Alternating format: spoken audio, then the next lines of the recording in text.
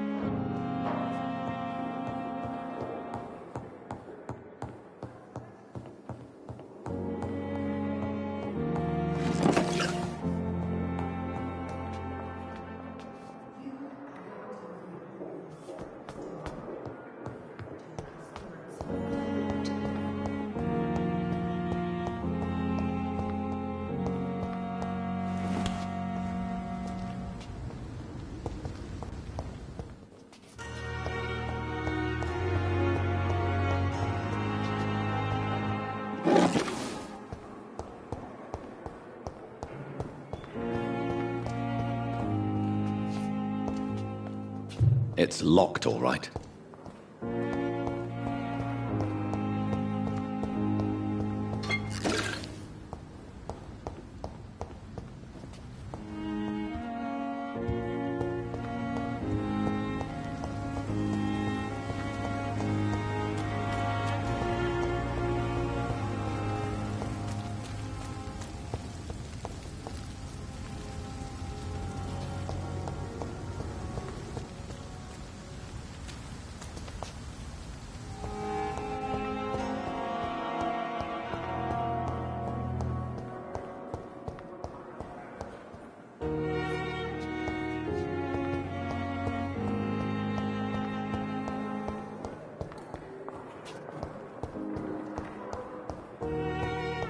Simpletons, these nurses. Bred with no respect. It's here again. So many deaths. And what of my own life?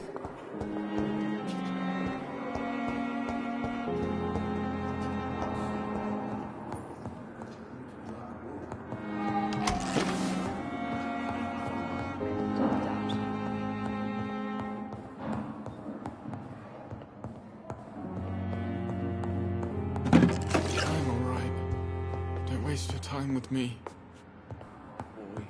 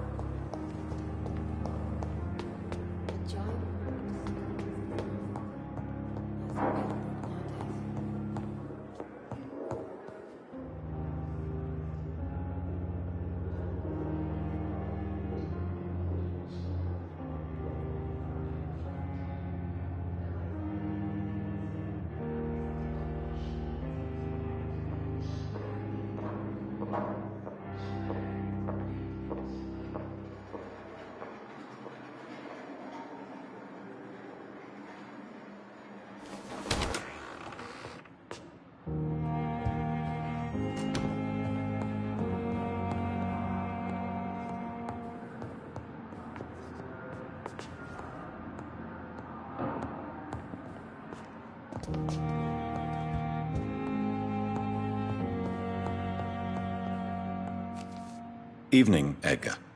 Could I get your professional opinion? Please speak, but I have something important to tell you. This strain of flu, it's very different from the one I saw in Europe. It's downright peculiar. Really? What makes you say that?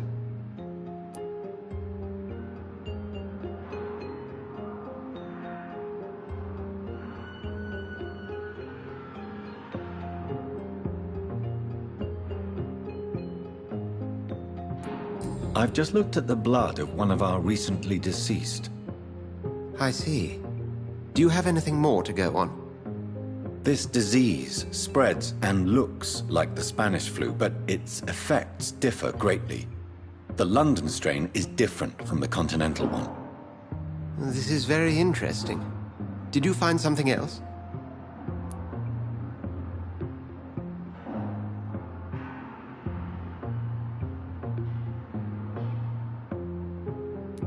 Yes.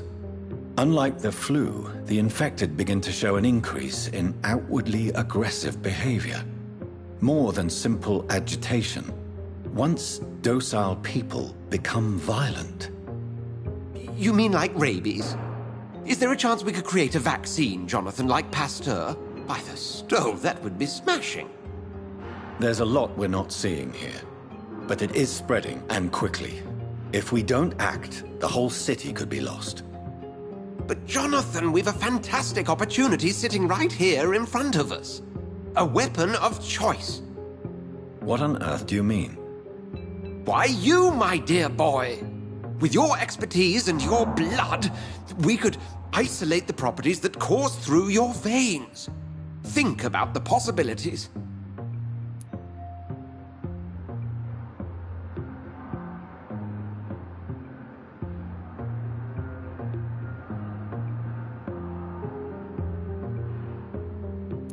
And why not? What did Stoker say about the Children of the Night? Well, using my blood, I could create a whole army of vampires. Surely you're joking. We'll discuss this more later. Thank you for your time. No, thank you, Jonathan. But as I said, I needed to talk to you. I have some rather bad news. Yes? I'm afraid it's your sister. My sister? She's to be buried this evening at Whitechapel Cemetery. Your mother published the obituary this morning. I see. I'm sorry, Jonathan. Please accept my condolences.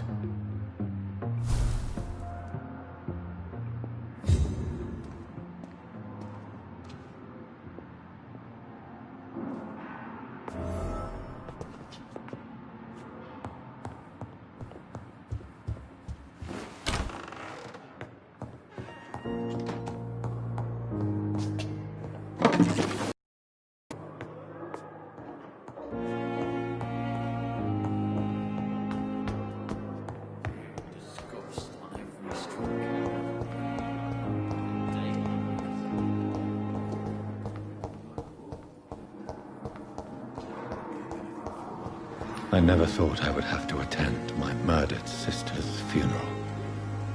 Mary, I can't forgive myself. I'll find the truth about what happened to us. I swear.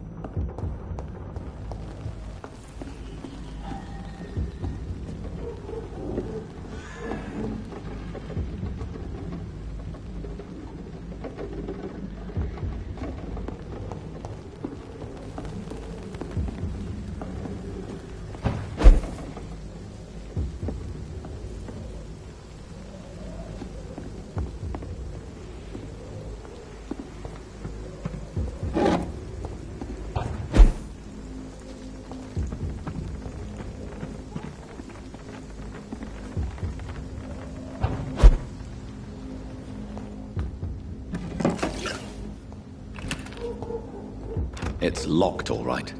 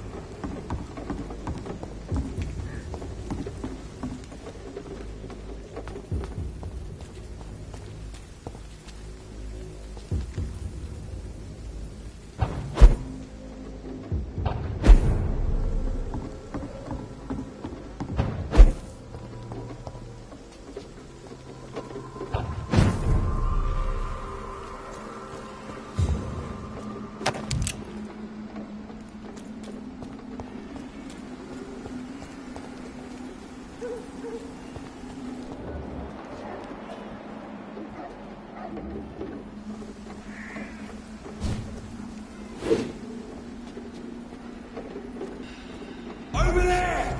There's one of them vermin!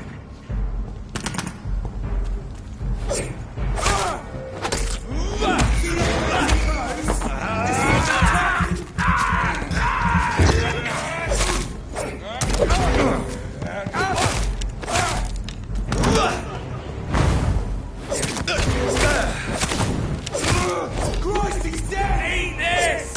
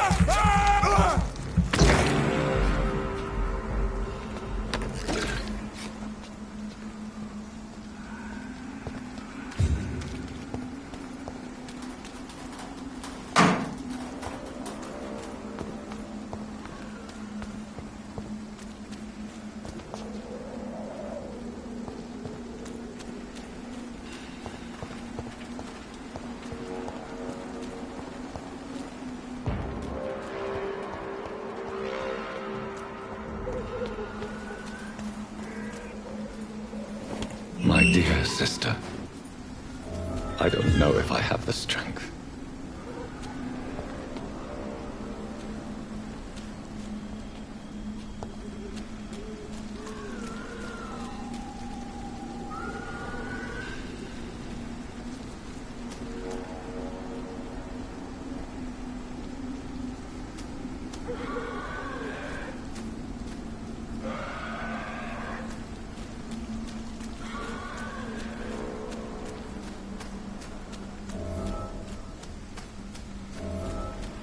Somebody help!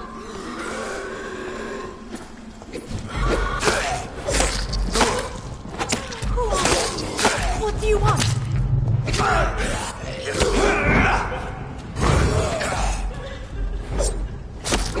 Somebody help!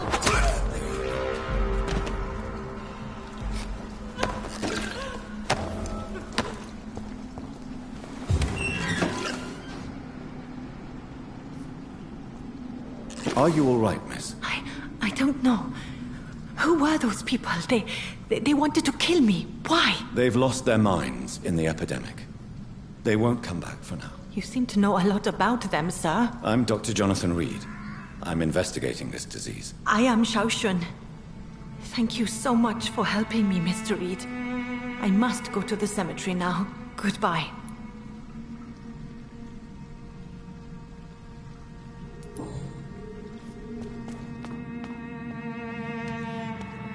It's locked.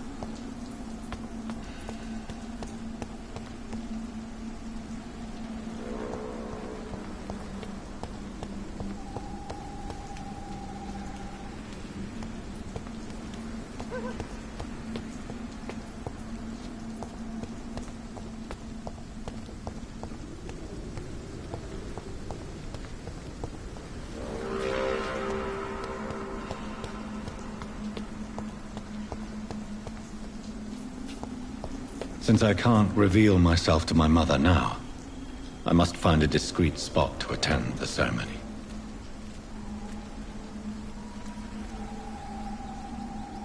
Avery, I leave you to care for my mother. I'm in no state to comfort her.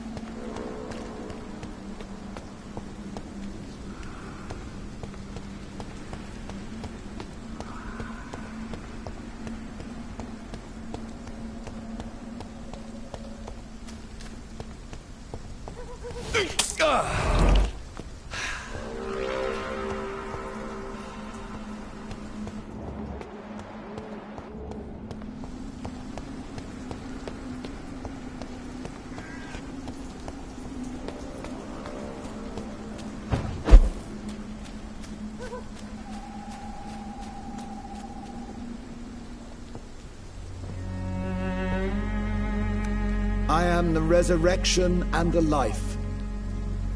He that believeth in me, though he were dead, yet shall he live. And whosoever liveth and believeth in me shall never die. We commend unto thy hands of mercy, most merciful Father, the soul of our sister departed, and we commit her body to the ground. Earth to earth, ashes to ashes, dust to dust.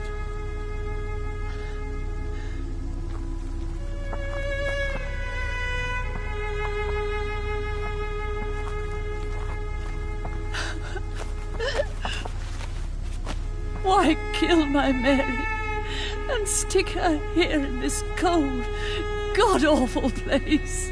These are the legal requirements for the epidemic, madam. Avery, I feel so tired. Please take me home. Yes, madam.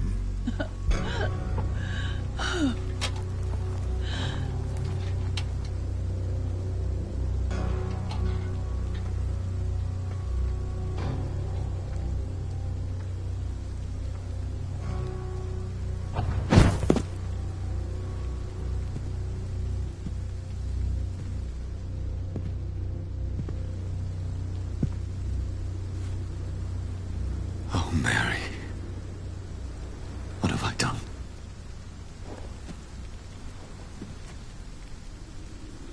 If I could only change one thing.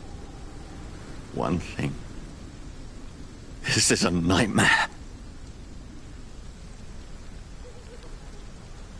Jonathan, there is nothing you can do but accept it.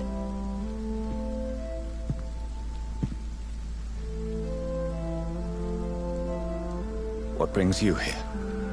I thought you could use the company. I am so sorry for your loss, Jonathan.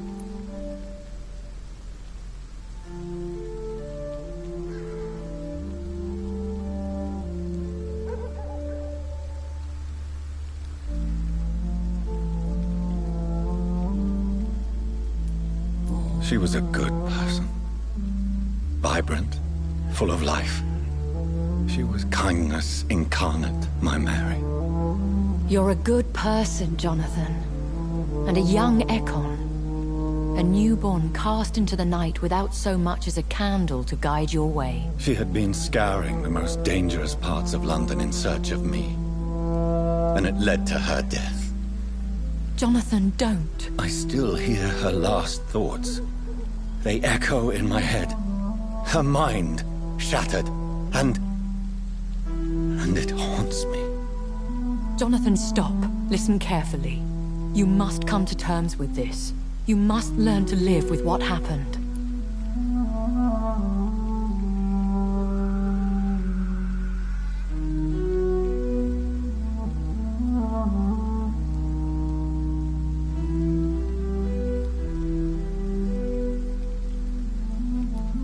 I'm learning.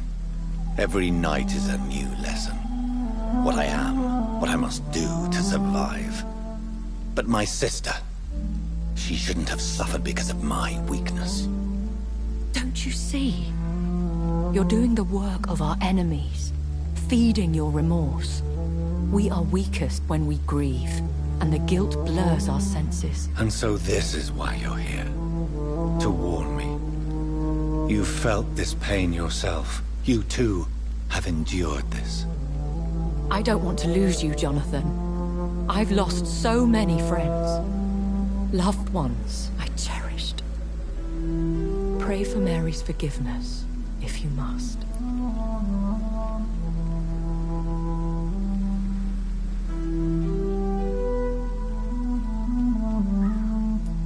I'm not a religious man. You should know that. This is not about you forgiving yourself. This is for her. This is you telling Mary how sorry you are. What should I do then? St. Mary's Church is not far from here. Go there and make your peace. Find the solace you need. My lady wants me to confess. No, Jonathan. It's you who wants to confess, I think.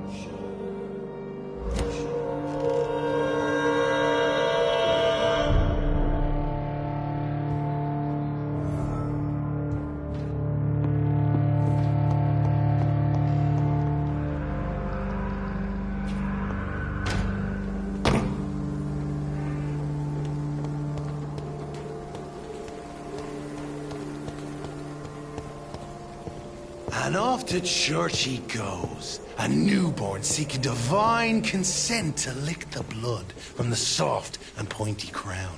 Who are you? Make yourself known. Newborn, you reek of guilt and pointless compassion. Shed your skin. Forget your old, weaker self. What do you want from me?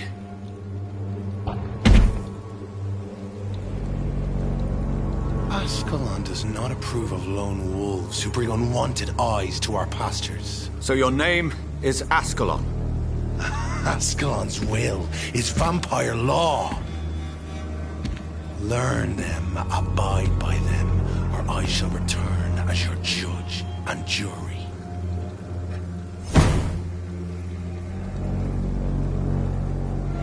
These immortals try my patience with their plans and unsolicited counsel.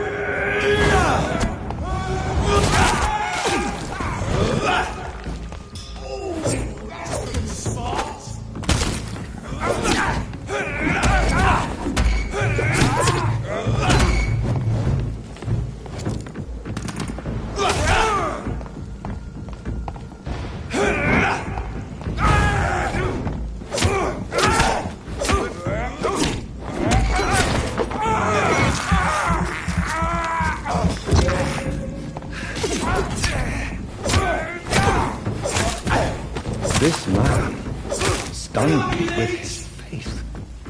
His crucifix. This is not good news.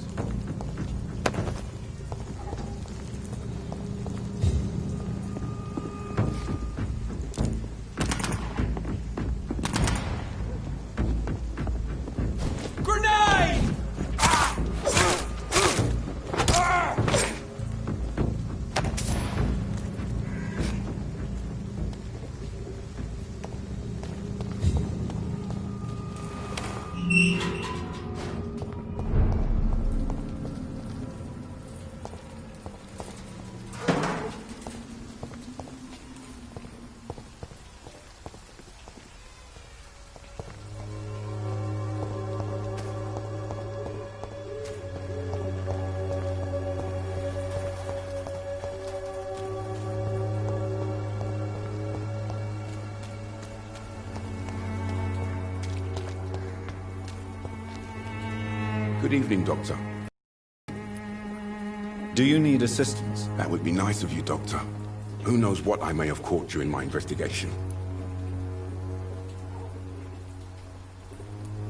If you persist in investigating the most pox-ridden boroughs of London, you must accept the risks. Thank you, sir.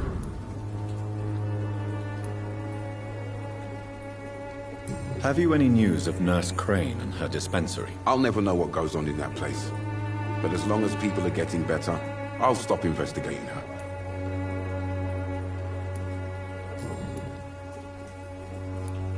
Why are the newspapers keeping silent about the Spanish influenza? It's as though none of you care. There's a war going on. People shouldn't be demoralized by news of deadly diseases.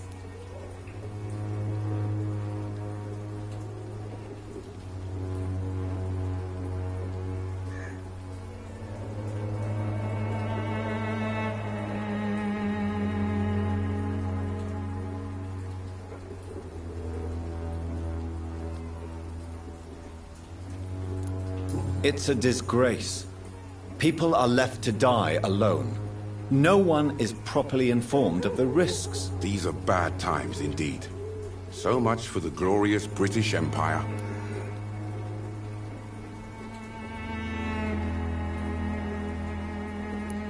What is a journalist doing in this borough after sunset? He goes where none of his colleagues would dare to go, to inform the country.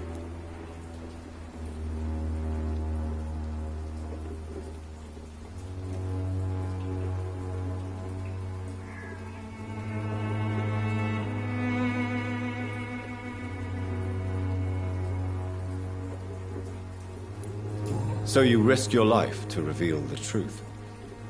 I saw many reporters do the same during the war. Whitechapel is the crucible of so many untold stories and tragedies. I want people to know them. That's quite honorable of you. But is the public interested? Not at all, sir. And that's why I'm an independent journalist, hoping to sell some stories.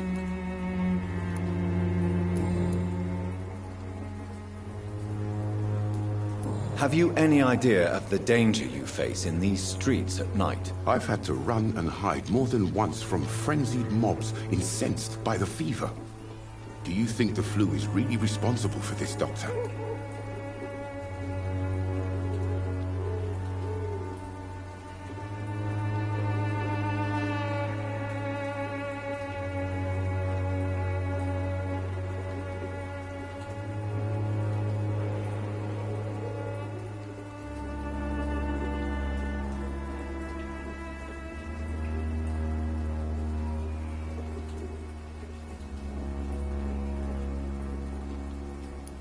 That science is unable to explain the facts doesn't mean there is no rational explanation.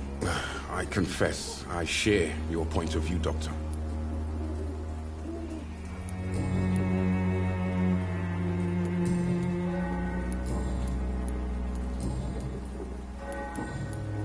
Have you any news of Nurse Crane and her dispensary? I'll never know what goes on in that place. But as long as people are getting better, I'll stop investigating her.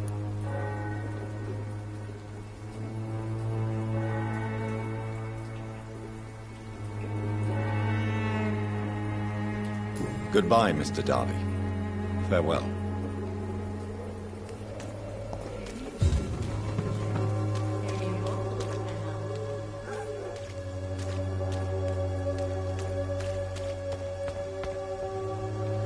Good evening, Christina. Change your mind, Mr. Reed? Do you need any assistance, Miss Popper? It depends on the price of your medicine. I am shocked that you would think I am that sort of man. Forgive my suspicion. I'm so used to liars with good manners. Thank you, sir.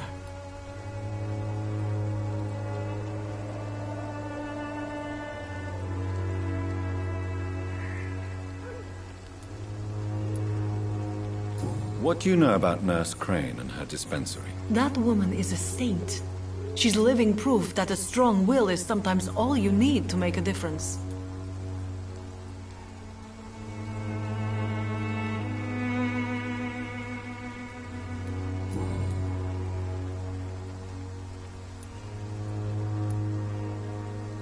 Christina, have you been examined?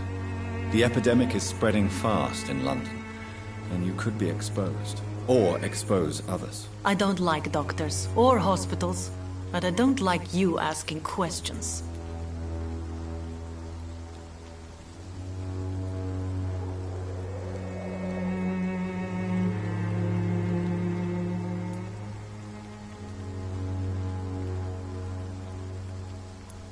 Considering your line of work, I assure you it is only a matter of time before you have health issues. If it is going to happen, it will happen. Right now, I need money. That's what's important. You can put your own life in danger, that's your decision. But what about your clients? If you're contaminated, you will put them in danger too. And you think that would worry me? If you knew the men I deal with, their health would not be what you'd worry about. Clayton Darby claims he will expose the crisis in Whitechapel to all of London. Do you believe him? I believe Clayton's courage will erode with time, until he finally leaves Whitechapel to start another fight somewhere else. Why this skepticism? How can you speak about starvation if you've never been hungry? Or about poverty? Or anything else you have never suffered from? Are you talking from experience? I've seen your type come here to get a good fuck in a cheap room or a dark alley before going back to their fancy houses in the West End.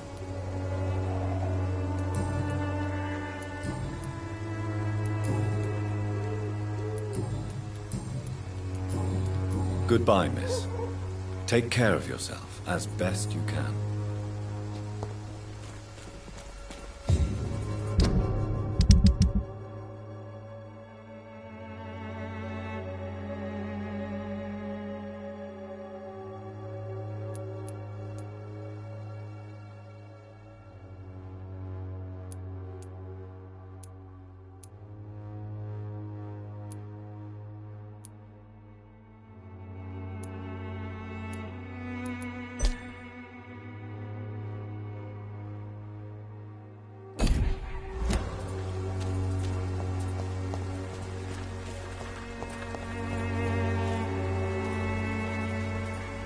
Excuse me, sir. I have a few questions for you. Another journalist?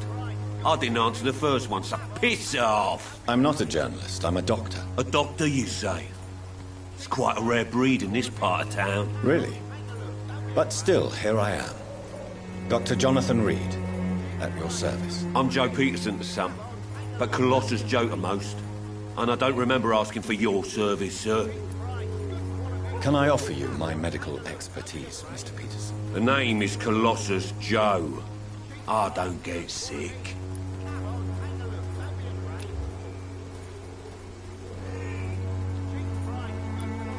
Have you recent news of Nurse Crane and her dispensary? She's doing good work. I saw her yesterday and told her she could call on me if she ever felt threatened. Do you know what I mean?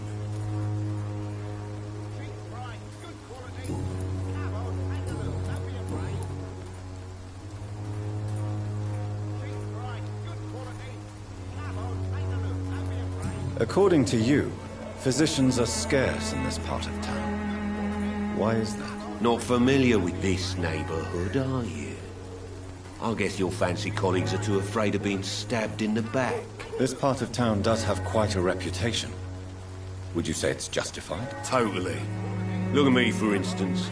I always look my opponent in the eye before knocking him out. May I ask what you do around here? I do whatever I want, and sometimes even more. Now sod off.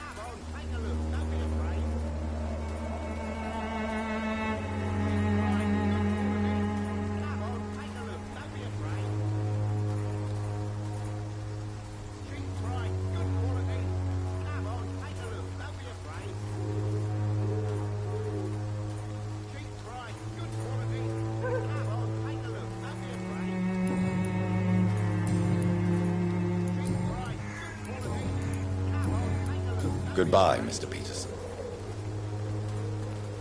Cheap price, good... Welcome, sir. Please, take a browse of my wares. I'm Dr. Reed. I would like to ask you a few questions, if you don't mind. Doctor? Interesting. I'm Barrett Lewis. Usually I don't have time to waste with talk, but at this hour of the night I can hardly refuse.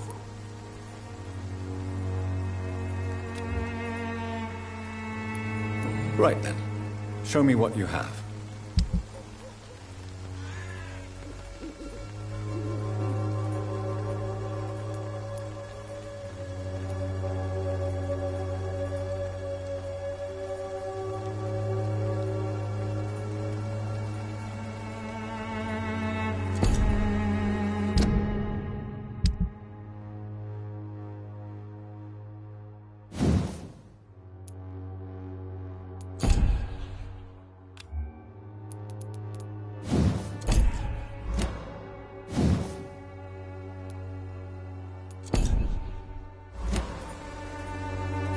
Fancy buying something, sir? You never lose your focus, do you?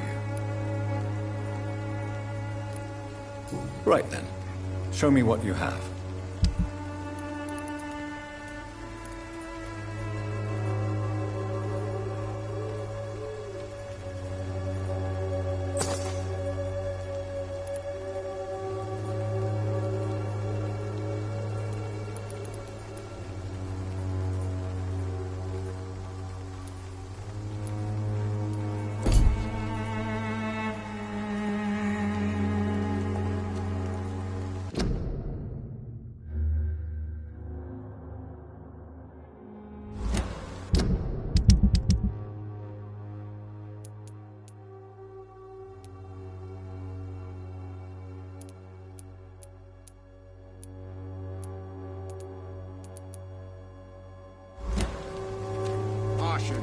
at taking up my father's business.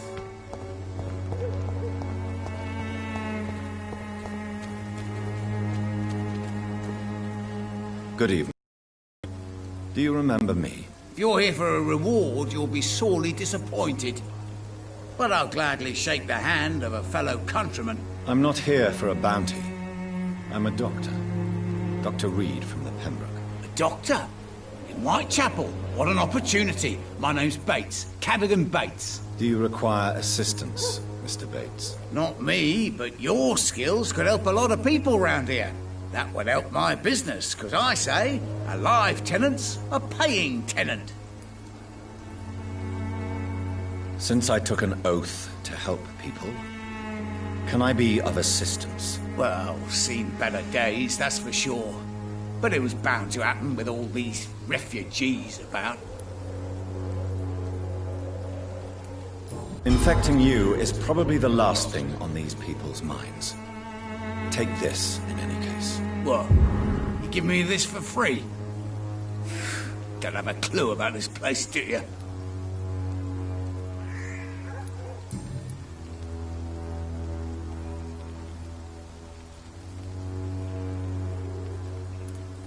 What is your business, exactly? I offer fair lodgings for a modest price to the poor and weary of Whitechapel. I see.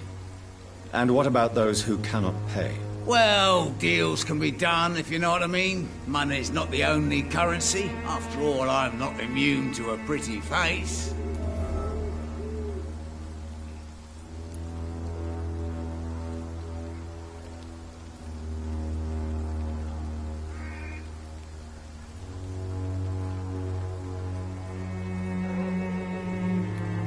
In other words, you take advantage of these poor lost souls. Begging your pardon, I thought you was a man who could appreciate the complexity of the modern world.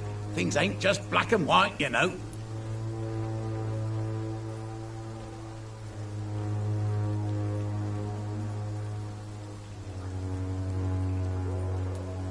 What help could I possibly be to your business? That's simple. I already get good money from all those fleeing the war. Can you imagine what they'd be willing to pay if I could offer medical assistance too?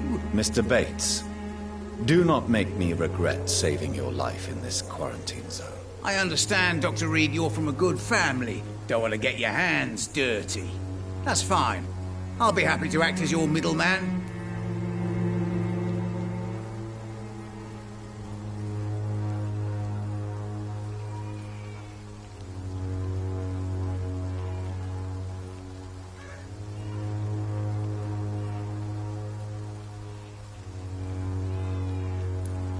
If I were entering into the world of street medicine, it would be on my terms and without such dubious associates as yourself, Mr. Bates. So it's a no, then. That's too bad. The Reed tonic could have really helped people, you know, save lives. Isn't that what you do? I mean, people buy that Swambra shit.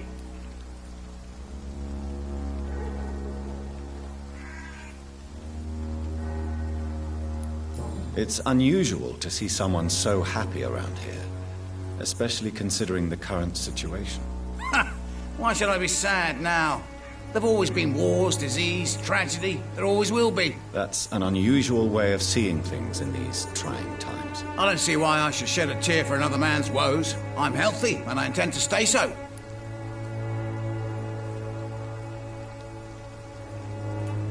Tell me, what's your honest opinion of the increasing violence in London? People are just beginning to discover what we've always known. This city's rotten to the core. They just took their bloody time to wake up and notice it. What do you mean? People are acting like the violence is news. But it's always been savage down here. It just bubbles to the surface every now and again.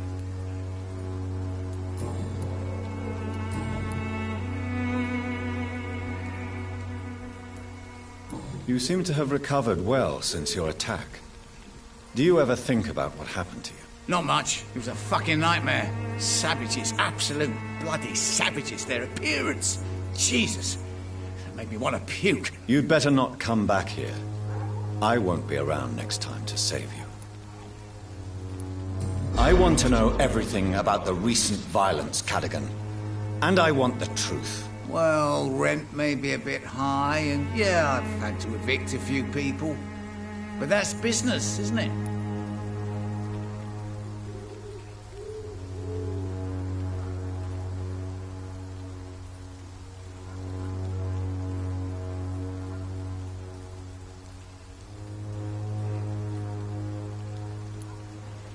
Sir, I wish I had found you a few nights later than I did.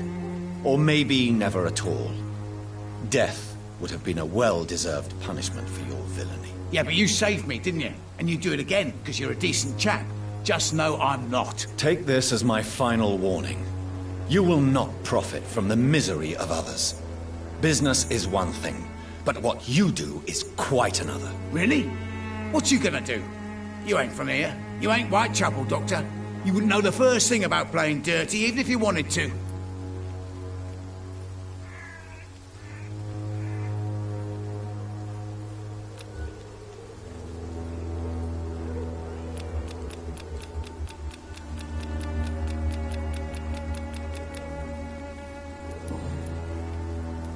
Have you heard anything about Nurse Crane and her dispensary? Not really. A man such as yourself, knee-deep in the muck of Whitechapel, must know more. Speak now. Yeah, thanks to Nurse Crane's dedication, these foreigners keep coming to Whitechapel, and my lodgings welcome all. So business is booming. More than ever. Hope Nurse Crane's dispensary does nothing but flourish. More money in my pocket in the end.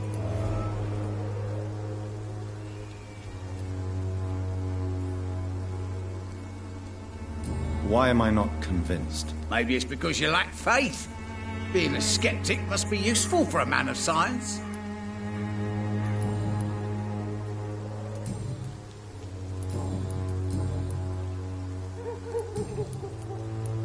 Goodbye, Mr. Bates.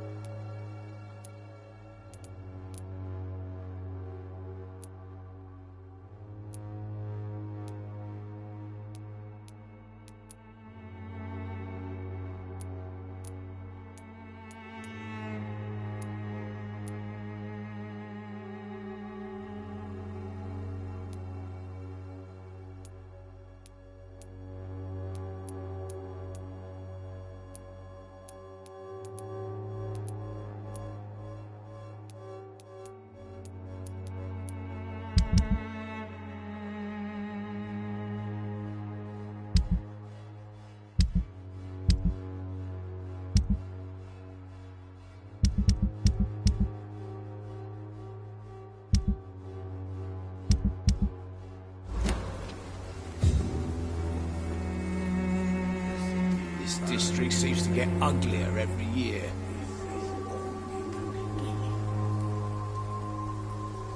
Maybe it's time to see if this Christina is still working nearby. Who distributes flowers at this hour of the night? Even the flu is no match. Good evening, miss. Good evening, sir. Are you interested in a miraculous cure for this unknown and deadly epidemic? Actually, I am. Then you have come to the right place. The famous Swanborough cordial is all you need to help keep you in perfect health. Oh, really? Why didn't I hear about it during my studies? I'm Jonathan Reed, by the way. Dr. Jonathan Reed. Ah, my brother has spoken of your research, sir. I'm Loretta Swanborough, and it's always a pleasure to meet a fellow healer.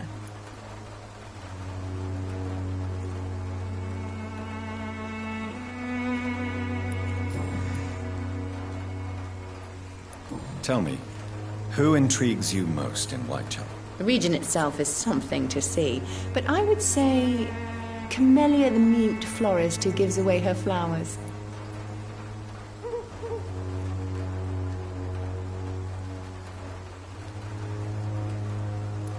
What do you think of the locals? Most of them are afraid or desperate. They all come to me eventually for my remedy.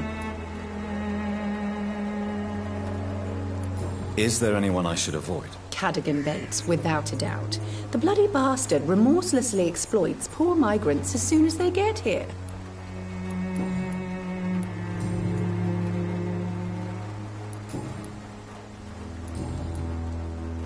Have you any news on Nurse Crane and her dispensary? I can't believe that people are naive enough to trust her medicine.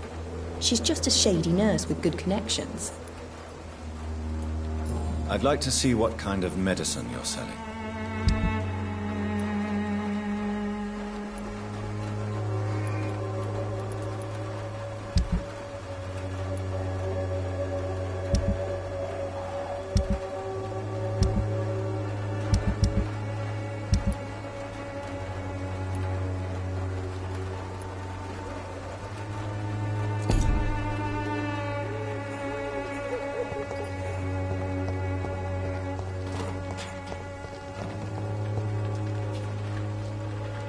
What? Shooting a boy in the middle of the street. Not the best thing to do, wouldn't you say? What? You saw what happened? Who are you? I'm Dr. Reed, and I'd like to ask you a few questions, if you promise me to set your gun aside. No. Look, I'm not a violent man. I'm Benjamin Palmer, doctor. And no one can help me. Not even you.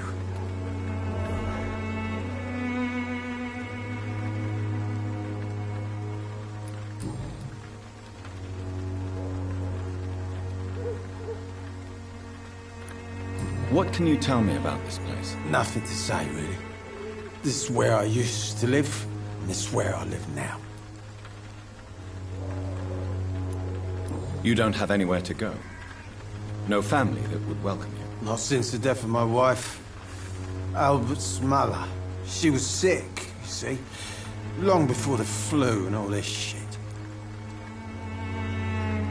You mean you used to have a better life? Yeah, I had a wife, a home, and a job. I even used to have a name. And now I'm just Ben. Ben the Tramp.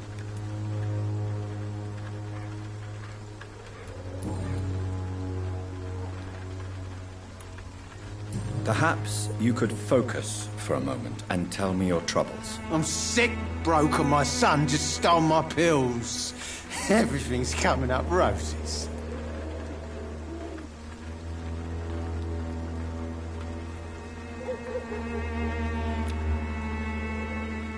You don't seem well, Benjamin. Do you need any help? I always feel ill, sir. It's like I'm never right. I can try to help your body heal, sir. But you must stop destroying it. The war destroyed me, Doctor.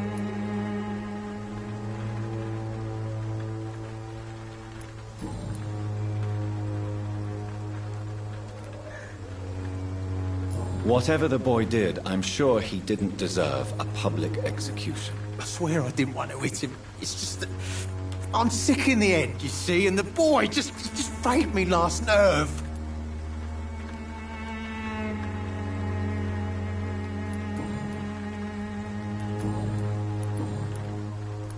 Have you any news of Nurse Crane and her dispensary? I visited her dispensary recently. If I'd heard about it sooner, it would have made life easier. A gun, alcohol, and a bad temper make a terrible cocktail, sir. Goodbye for now.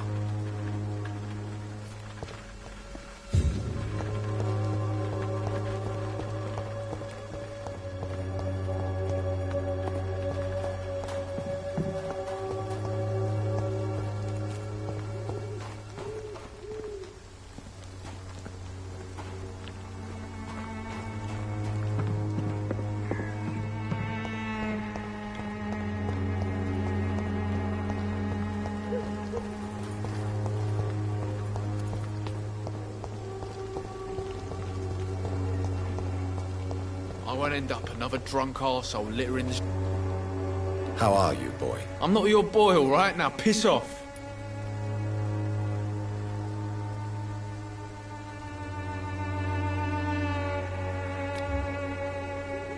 Do you need assistance? Please. Feeling tired these days. There you go. Let's hope nobody steals it from you. Very funny.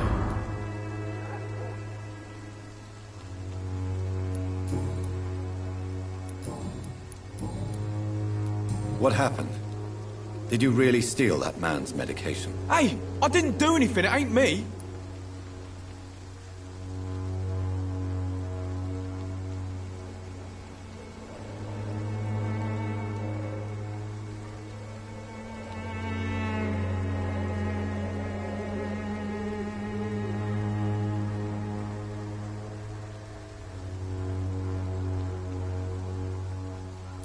Medication and drugs are a rare commodity in East London. So you picked an easy target, didn't you? Sod off, mister. You ain't got no clue what's going on here. Bastard was a soldier in the war, so now he's got the right to shoot me. It's true. I'm not familiar with this part of town. Perhaps you could help me. I said sod off. Go find yourself another guide.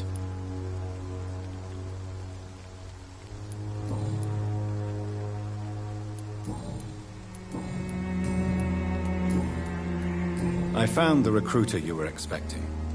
He's dead, but he carried a note. The Wet Boot Boys have accepted your application. I knew it! I told you I was tough enough. I'll be free soon.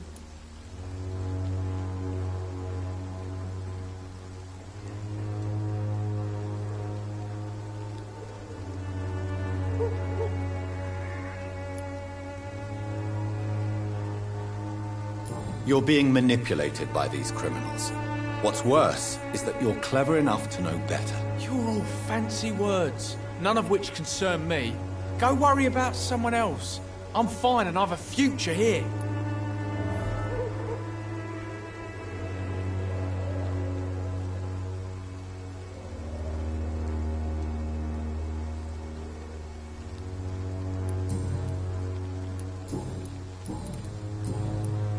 Have you heard anything about Nurse Crane and her dispensary? Nurse Crane? Yeah, I heard she's doing all right. Connected and protected.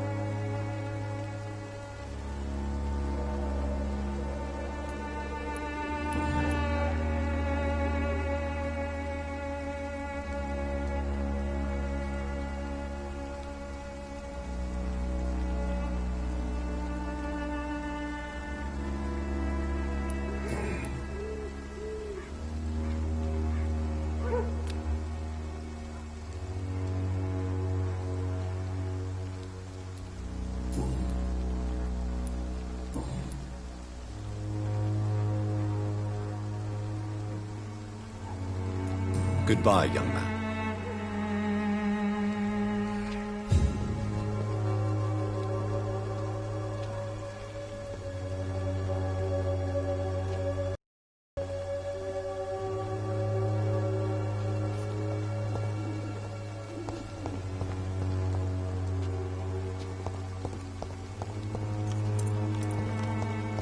I won't end up another drunk arsehole littering the streets. Not me.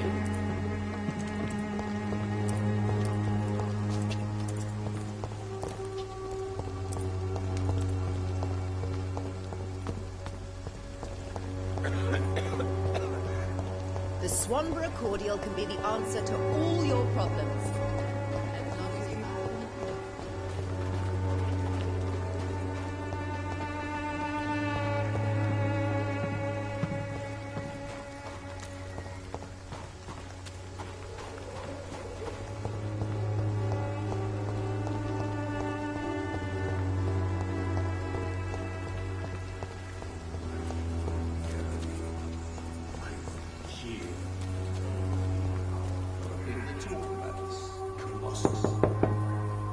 Hello, Mr. Petrescu. Hello, Dr. Reed. Come on in.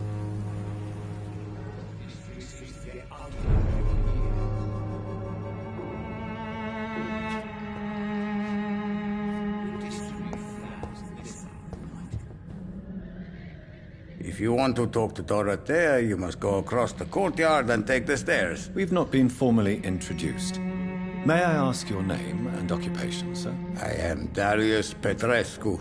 I'm here to keep snitches and spies away from Dorothea. And I also run this little print shop.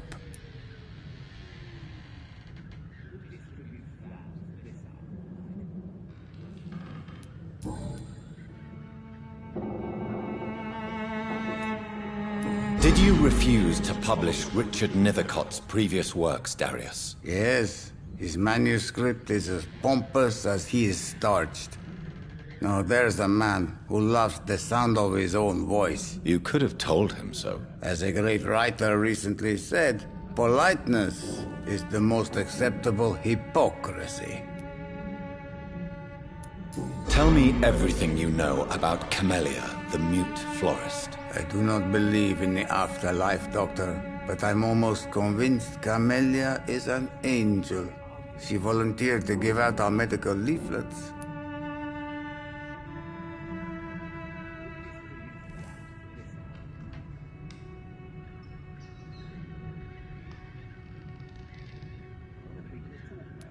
Are you not worried for her safety? She is as brave as she is tough, and clever, too.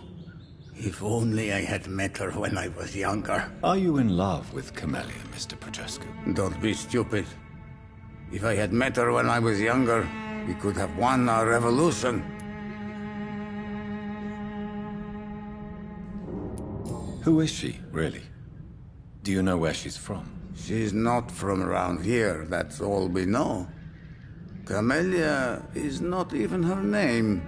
It's her favorite flower. You say she has no close family? Well, there's that awful poet who constantly follows her around like a lost puppy. A good man for sure, but a very poor writer.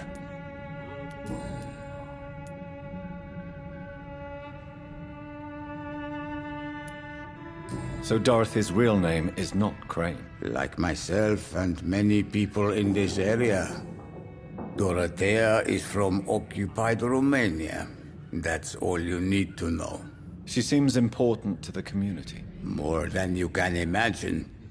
The West End does not want to hear of Whitechapel's misery. Dorothea is one of the few doing something about it.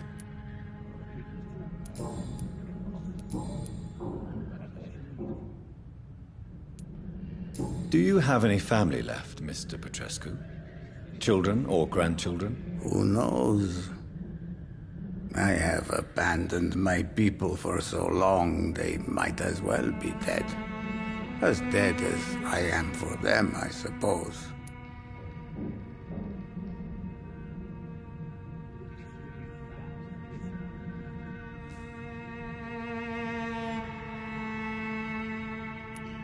Don't be embarrassed, sir. If you must know, my own father disappeared many years ago, and I forgave him. It's quite awkward to talk about our families like this, but... Thank you, Dr. Reed. I appreciate your trust. This war won't last forever. Did you ever think of returning to your country now it's free? No. I have taught strength and determination to my sons and daughters. I'm an old, dying man who only has memories of better times to cherish.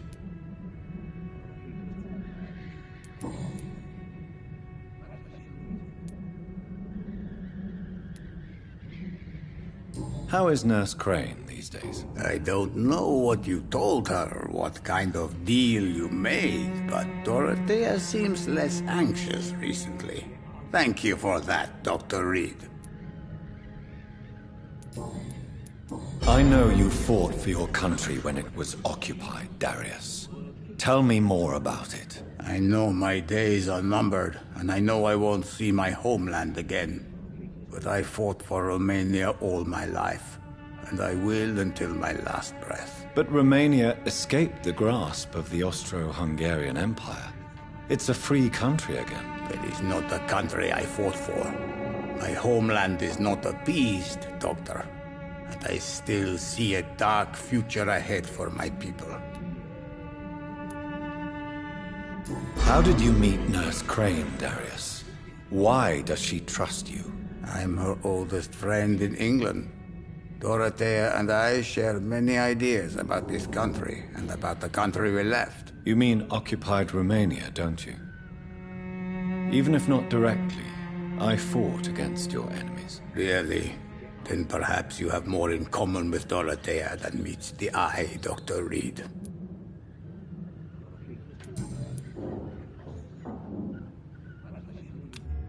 Do you need some help, Mr. Petrescu? I am very tired, but that is all. I don't need you, Doctor. Well, I think you do. Take this, and you'll feel better. Free drugs from an English doctor? It must be my lucky day. Goodbye, Mr. Petrescu.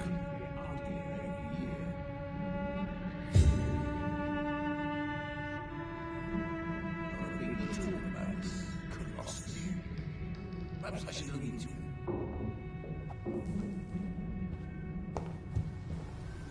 Who distribute flowers at this hour of night?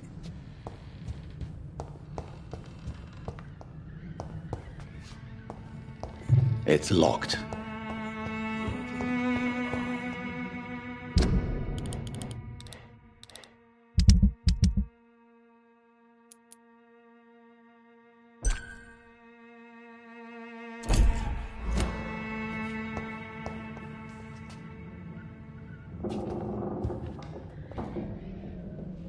Yes?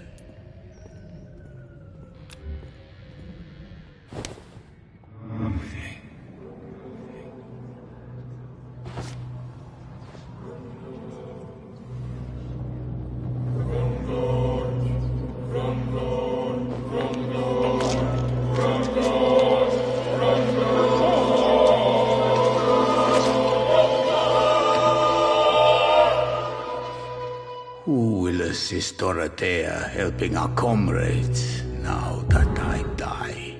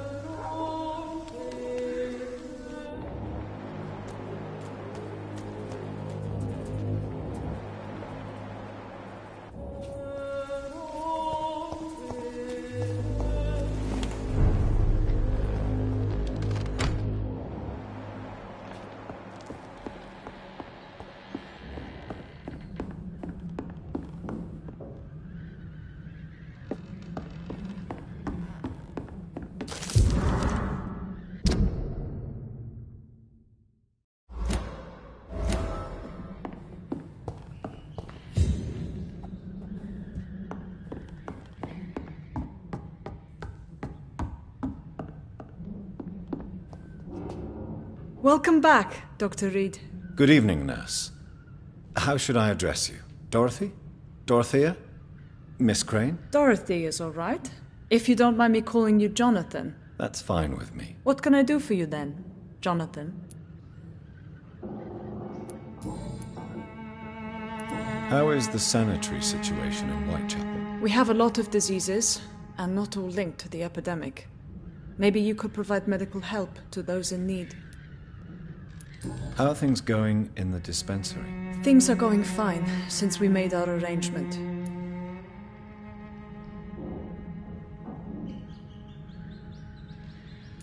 Do you have many patients? A few, but most of them just pass through and go back home, especially since those vigilantes stormed the building on the night you were here. Have there been any more attacks by the uniformed men? No. It looks like they have found another business to extort. How are things going in the dispensary? Things are going fine since we made our arrangement.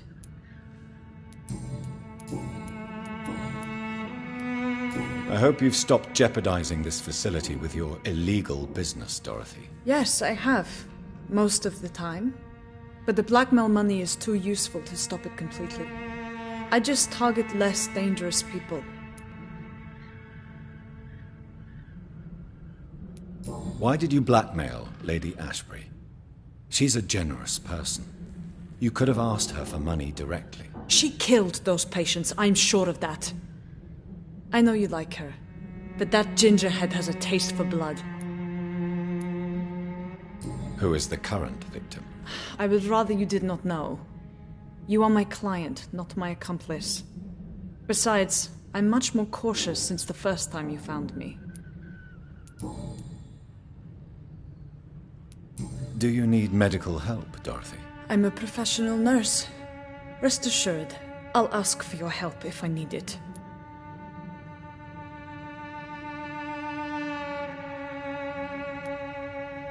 Do you trust me? You forced me to resign after you caught me trying to save a dying patient. Of course I trust you. You're a blackmailer, just like me. Are you not afraid of dying? The epidemic is deadly and very contagious. I'm more afraid of being locked in a cell. I've seen what most hospitals do to the sick staff. They keep them hidden to avoid panic. Tell me about yourself, Dorothy. There is not much to say. My real name is Dorothea Crasciunescu. I was born in Romania, and I may have been the best nurse Pembroke ever had, before you fired me.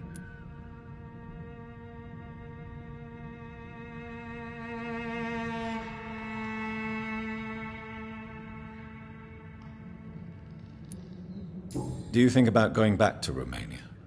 Once the war is over and the epidemic here has been contained. Jonathan, this war will be over long before you will see any improvement in Whitechapel's sanitary situation. Do you regret your time at Pembroke? I miss the energy. There was so much to do, so much to learn. Even though I was double-crossing the board, I felt I was part of something worthwhile there.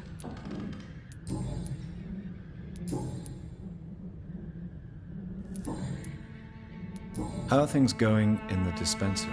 Things are going fine since we made our arrangement. Show me what you have in stock, please.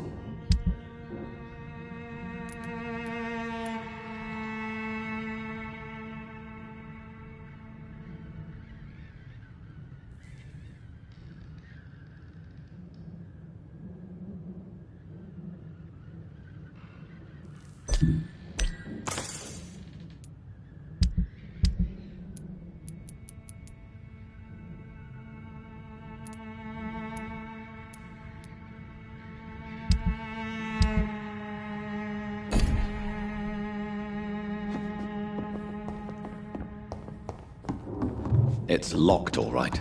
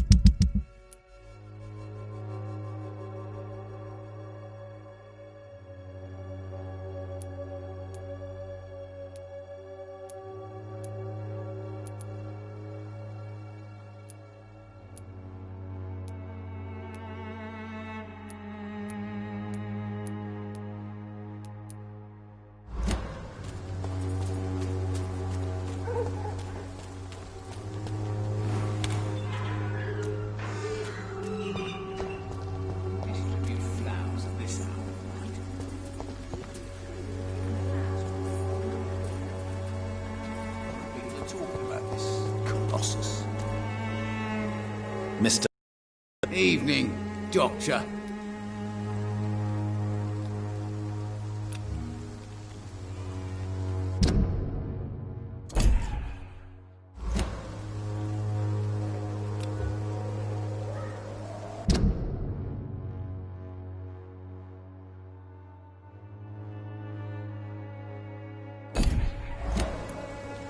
Goodbye, Mr. Bates.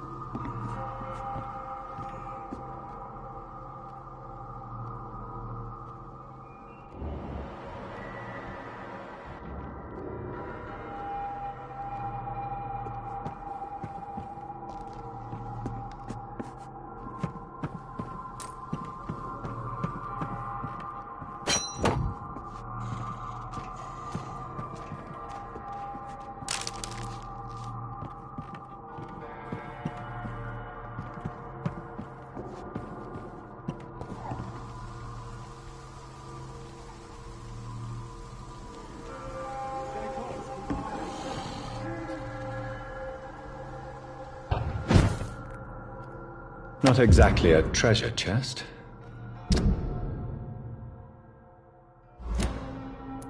A love letter from Joe Peterson's wife, addressed to Barrett Lewis. Who should I give it to, I wonder?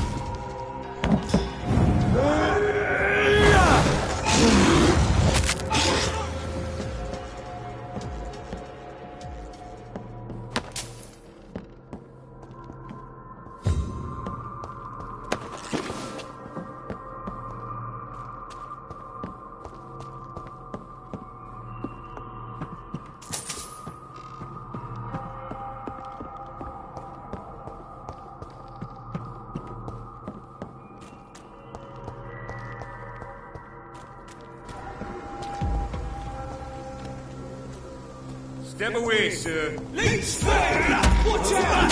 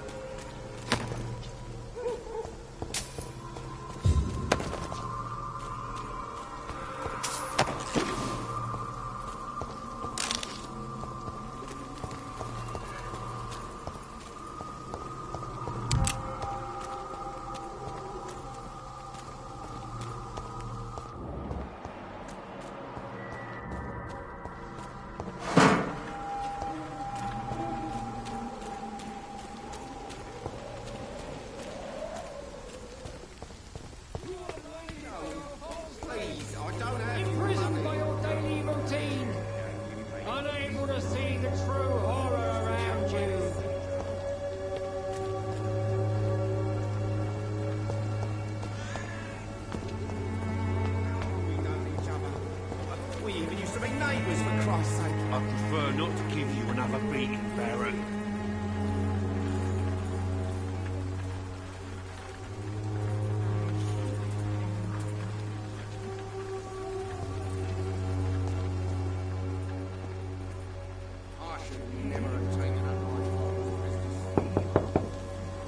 Hello, young man. I'm Dr. Reed, and I would like to ask you a few questions. May I enter, please? Sorry, no, sir. My father does not like people entering our house, you see. Your father is worried about you, boy. He asked me to look for you. So my father actually worries about me, then? Okay, then. Come on in. I'm Harry, by the way. Is there only pain and suffering?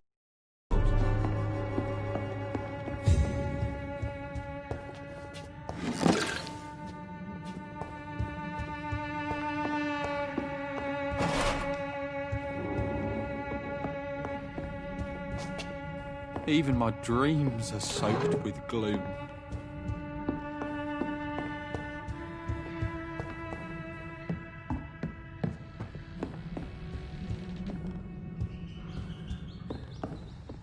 It's locked.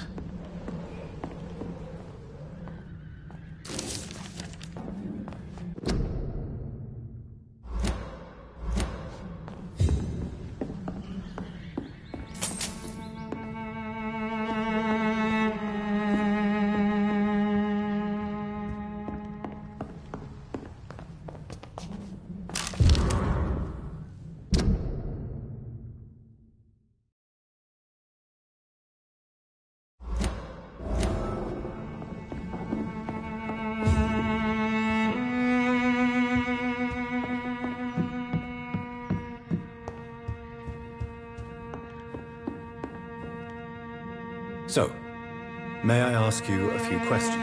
I'm not bothered. What could be worse? Do you need any medical help, young man? Yes, I do. I feel so tired. I don't know if it's the epidemic, but everything seems so hard. You'll feel better with this. But you need to get a grip, young man. Medication alone won't cure melancholia. I'm not sure I'm happy with the idea of living long in a world like this. But I thank you for your concern, sir.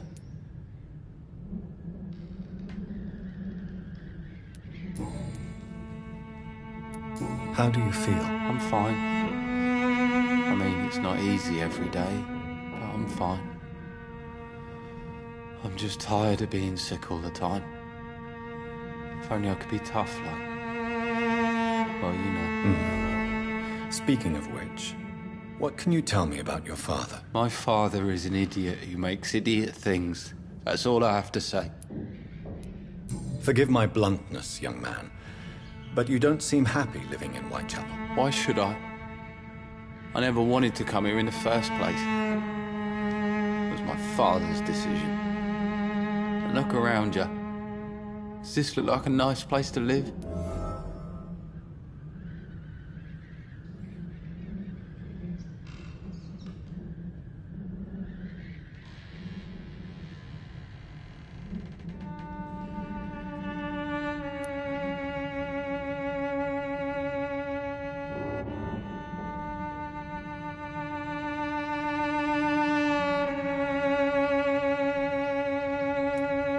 This place is awful, I agree.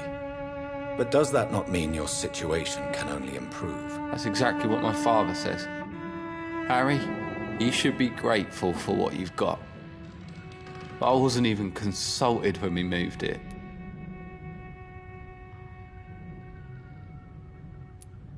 If life here is so terrible for you, why don't you just leave this place?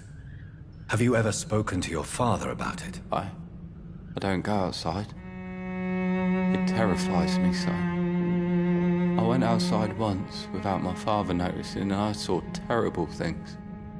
Bloody and frightening things. So that's why you stay at home all day?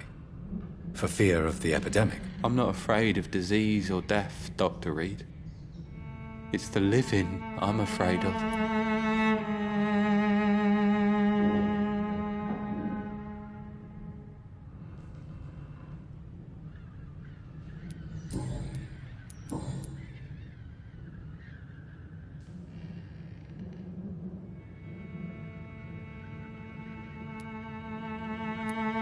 Would it ease tensions with your father if he got an honest job? Because he tried, you know. I can't say. I'd be glad if he dropped his thuggish activities, but I'm not sure it would be enough. Why is that? Sometimes I suspect it's me, Dr. Reed. Or it's this life. It's like I can't find my place.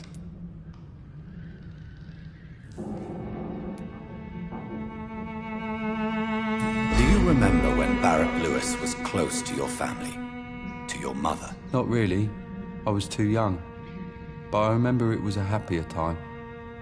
Mr. Lewis was funny. He often had dinner with us.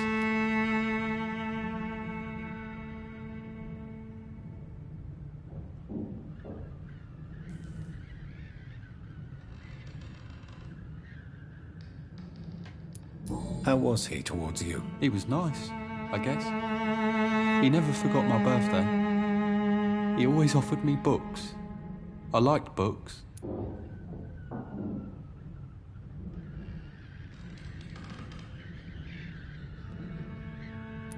Why are you sad then? Because it hurts to remember a time when my father used to laugh and smile.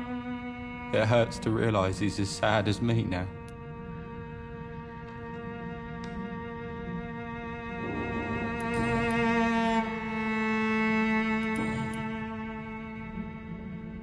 Have you any recent news of Nurse Crane and her dispensary? I don't believe in miracles, but it seems the epidemic has been kept at bay for a few days.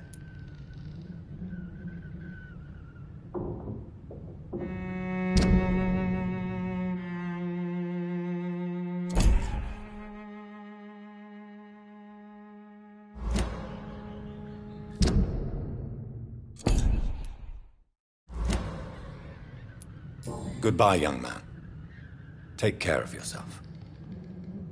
Even my dreams are soaked with gloom.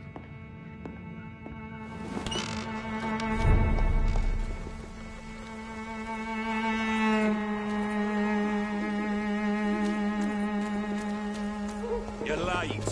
Where's my money? Time to pay, one way or Though another. it's hard to believe, but this district has always been wretched. You Let again? your guard down, sir. What do you want this time?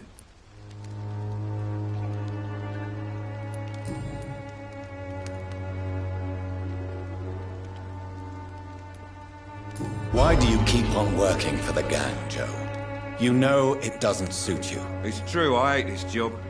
And I know I made some bad choices, but I'm a wet boot boy now. And people won't forget it. You could leave tomorrow. Start another life in another town. That's easy for you to say, Doctor. We are poor. My son's weak. And there's no way he'll endure another disappointment. Harry doesn't seem happy living in Whitechapel.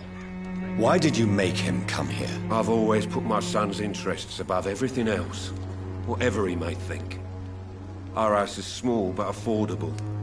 The walls are thin, but the door is solid. You really love your son, don't you, Mr. Peterson? He's my pride and joy. Even if he hates me for the choices I make and pushes me buttons more than he should.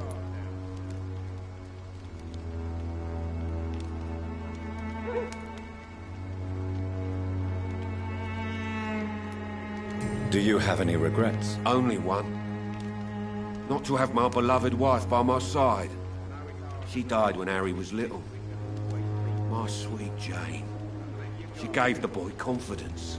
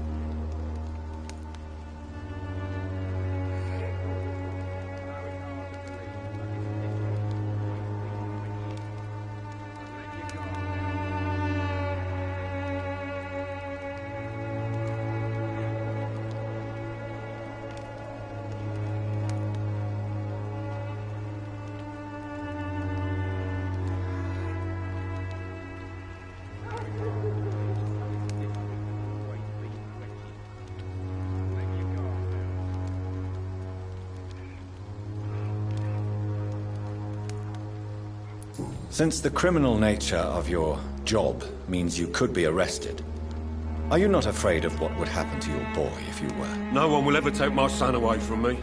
If that ever occurred, I'd hunt the bastard down and rip off his head with my bare hands.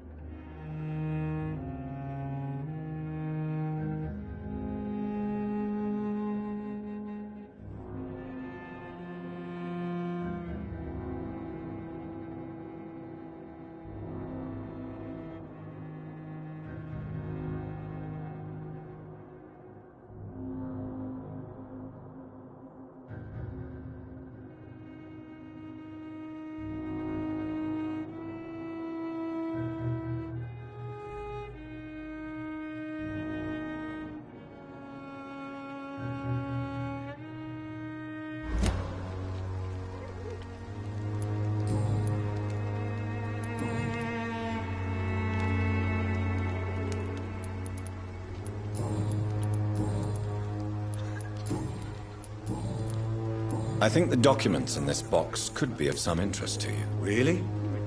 Where'd you get it? I found it in an abandoned building nearby. I thought you might want to keep these letters. Let me see. Ah, letters about my boy. Thank you, sir. You do not appear surprised or pained by this. Surprised about what? Harry's my son, I'm his father, and that's all there is to know, don't you think? Yes, I suppose you're right. Here's a little something for your trouble. And to remind you to keep your mouth shut about all this.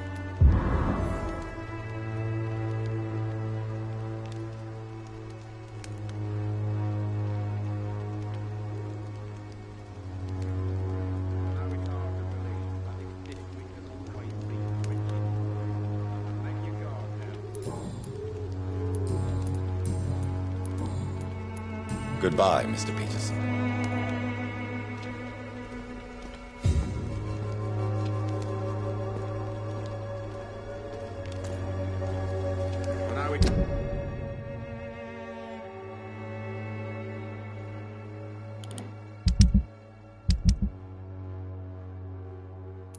It's hard to believe, but this district has always been wretched. Don't let your guard down, sir.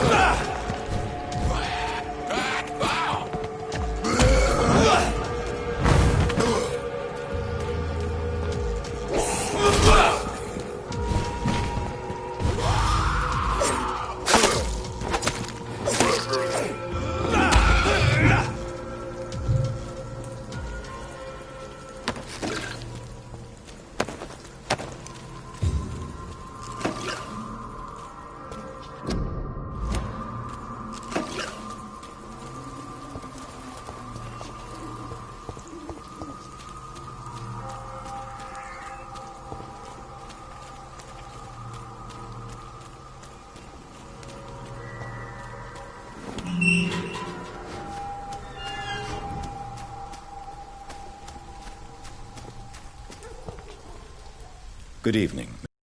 And good evening to you too, my good sir. Can I be of any help? Do you need medical attention, sir? It may be wise to let you prescribe me something. I don't feel like I should. I understand your appetite for words and macabre beauty, sir. But you should be more careful. The nutrition of my mind is more important than my physical health. But I appreciate your concern, sir.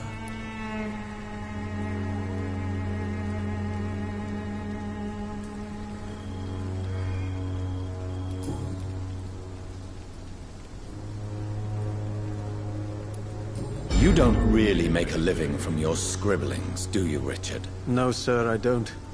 I work so hard. I put all my time, my energy, my devotion into the precise carving of words.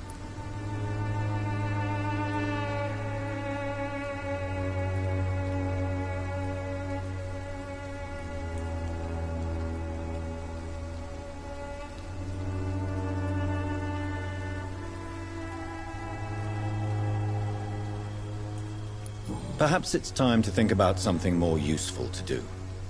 I'm not sure that poets are what London needs at this moment in time. Men and women need food for certain, a roof and safety, but how narrow is the mind of one who believes art is not as essential? Goodbye for now, sir.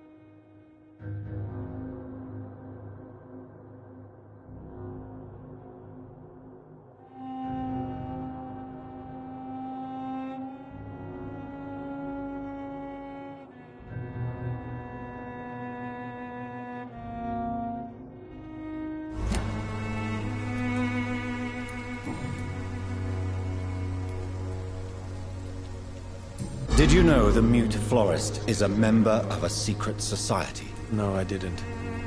But I thank you for this information, sir. For it only enriches the mystery surrounding the precious camellia.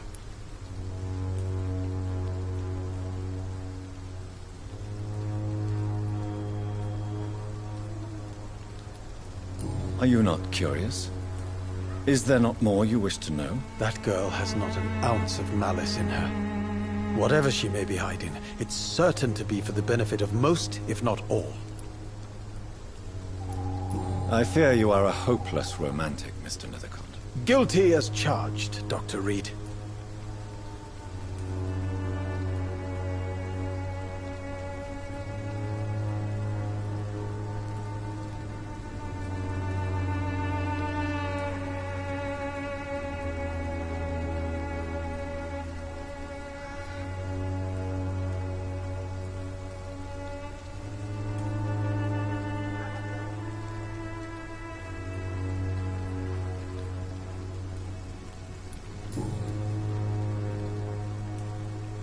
Tell me, Mr. Nethercott, why seek inspiration in Whitechapel? The place is not beautiful per se, but how to explain it? Stirring and challenging.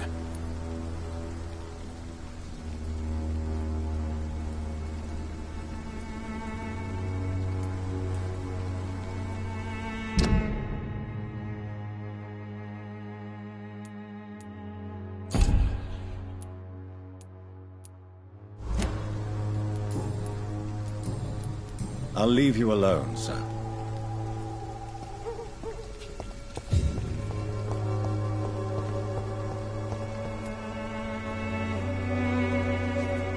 Hello again, miss.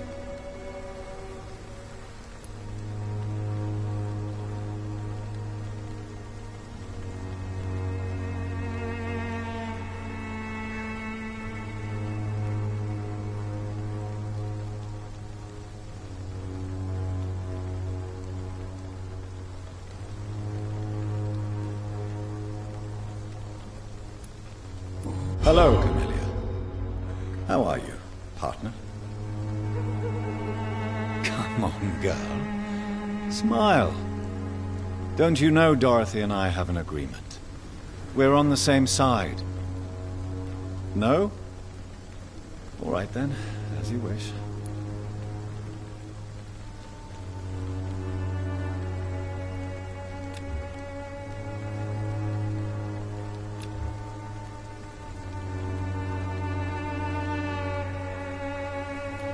Very well.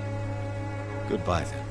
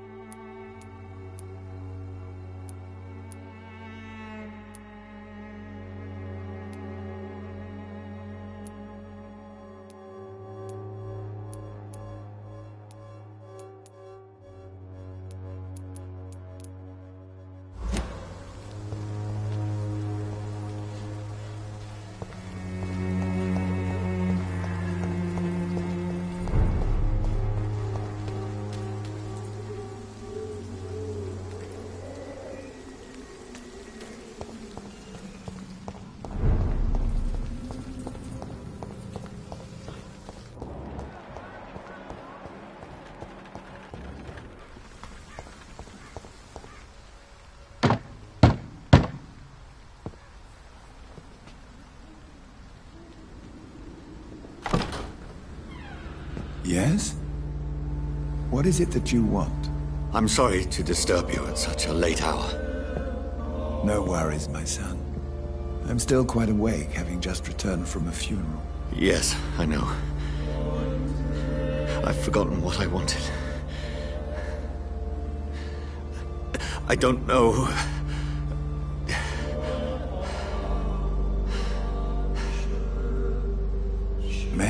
troubles you, child? You seem somewhat perturbed. I haven't the strength to cross the threshold. I wish to pray, to cleanse my soul. The church is shut by order of the bishop. But I'm still the vicar of St. Mary's, if that is any use to you, my son.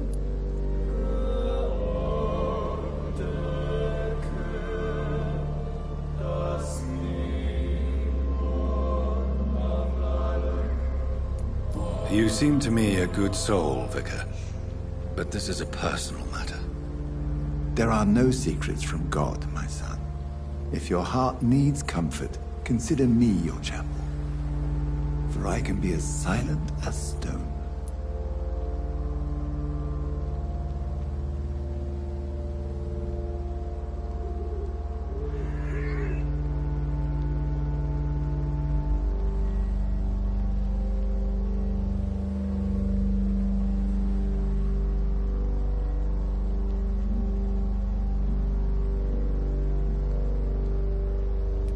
I've words for one departed. They're not for living ears to hear. Your eyes burn with rage, yet I see the pain that lies beyond. I am here to lighten the burden of all God's creatures. Whatever you tell me is between us and the Lord. Very well, priest, as you seem quite adamant. Open your heart, my son. Tell me what burdens you. With whom do you wish to speak?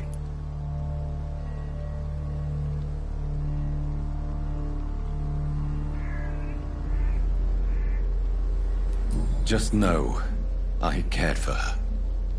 You seem so troubled by the loss of this girl. What happened to her?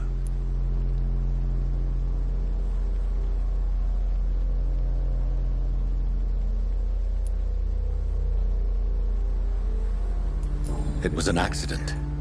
A terrible, terrible accident. I see. And how are you feeling, my son?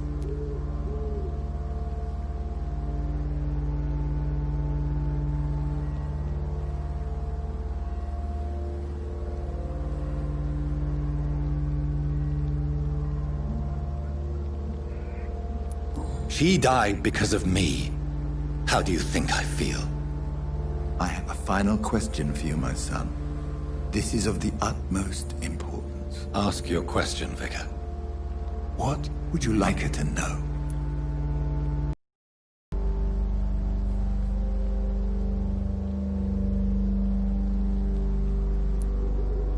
I killed you. There's no excuse. My dear Mary, forgive me. You have been heard, my son, and your burden will lighten if your words are sincere. Go in peace now, and live your life in the way she would have wanted.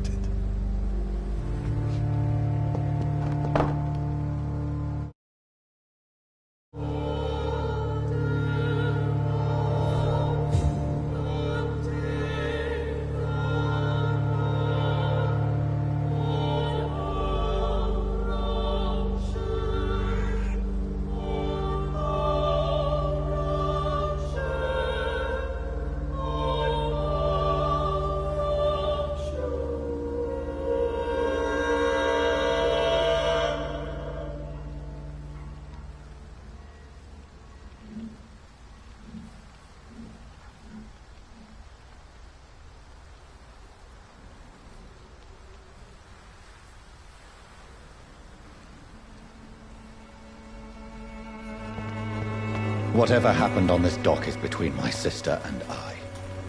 It does not concern God at all.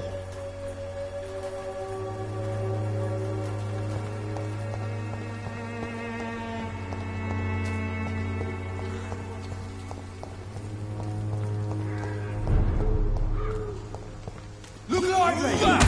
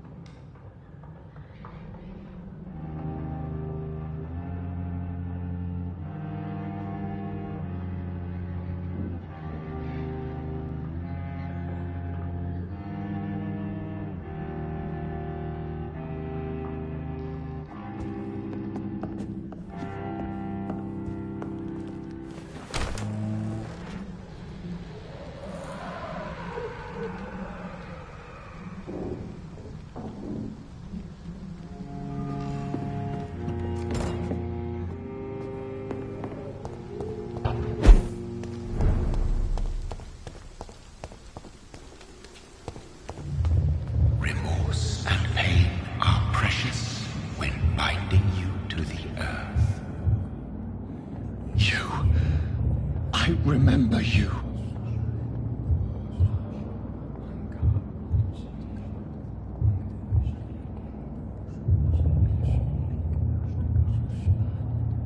Fear be gone.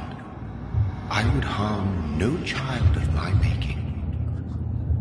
This is your doing.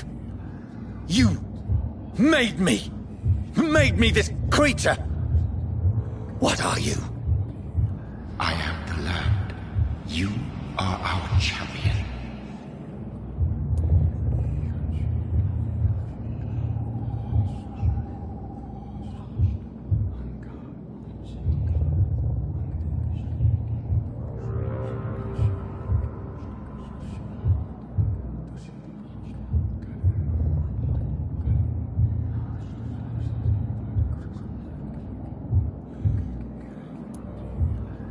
You selected me, chose me. As shall my children yet to come. What is it you seek? This age is sickly. An ancient poison, an older rage, brewed in a cauldron newly forged. This has something to do with the epidemic. Seek truth, my champion. Defeat the serpent of knowing with iron spur.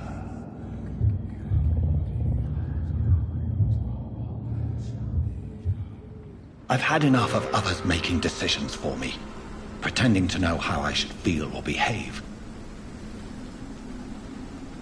So the vampire who made me is some sort of disembodied entity?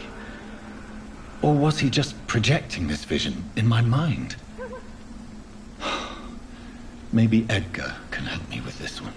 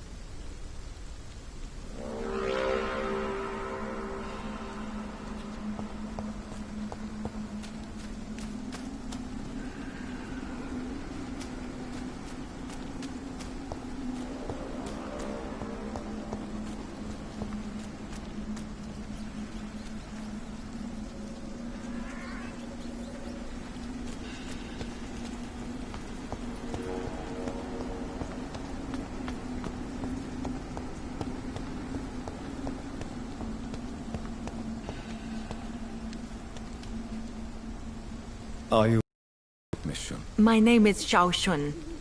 This is the proper way to address someone in my country. I do apologize, Xiao Shun. Are you all right? Yes, I am. This is the only place where I can find some kind of serenity. Some way to remember my dear Matthew.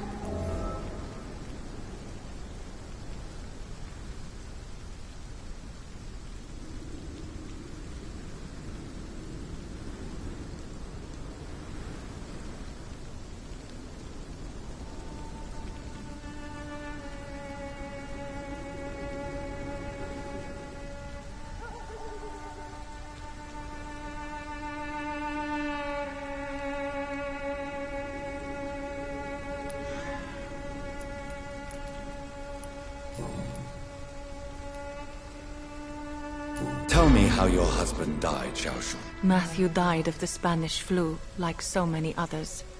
It's a mundane cause of death these days, but for me it meant the end of the world. At this time, there is so little medical science can do to defeat this terrible epidemic. I'm truly sorry. The worst thing is not his death, even if it tears me apart. The worst is not to have seen it coming, to have lost him so quickly, even before realizing it. Did he hide his condition from you? Matthew was a smiling type, a happy sort. Everything that I am not. Did he laugh at his death to come, or did he not realize what was going to happen? I'll never know.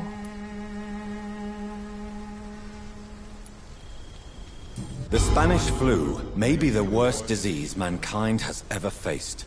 Why are you blaming yourself? You don't understand. I didn't know he was so sick.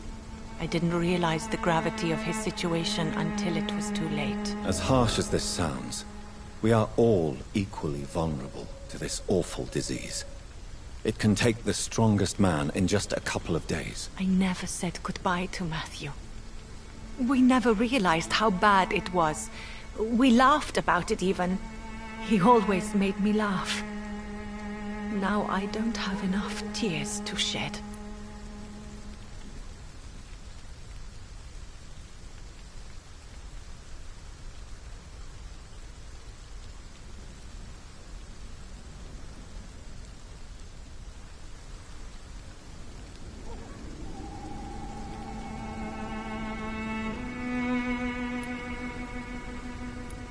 Are you on your own? Do you have any friends or family who you could be with? I have family and friends, but I need to be here alone. One day maybe I'll go back to them, but not now. I need silence, and I need sadness.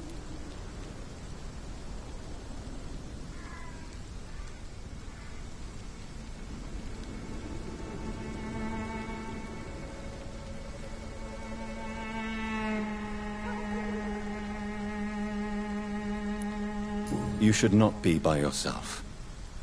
Grief can be a terrible trial, and it's even worse when you're alone.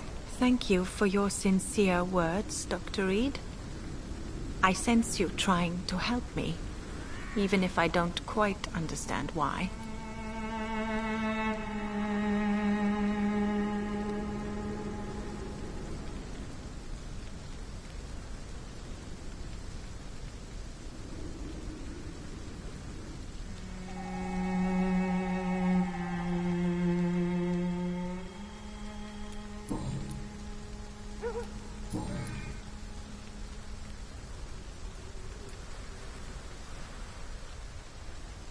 Are you a doctor yourself? Is this why you feel so guilty for not saving your sick husband? No, I am not. But I still need to blame someone for Matthew's death. And who else, if not his wife, who did not see it coming? I'm a physician, one of the best in the country. But I was unable to save my own sister, Mary. She died in my arms. Why tell me this? Is it supposed to make me feel better? No. But I felt I should share it with you, since she is buried here too. May I ask what caused the death of your sister? You could say she was also killed by a terrible disease. A disease I have sworn to fight and cure, no matter how long it takes. Thank you for sharing that with me, Dr. Reed. Maybe it's time we start to rebuild our lives, you and I.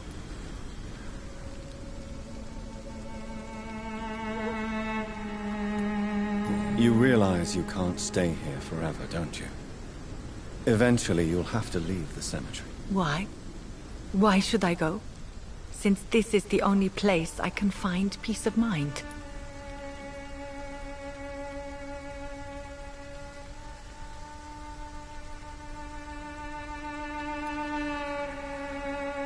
To be honest, I don't know.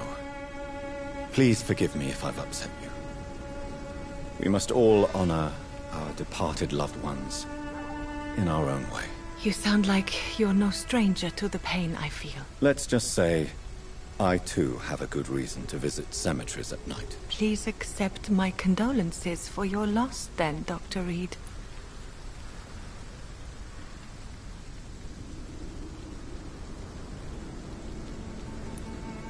You should go home now.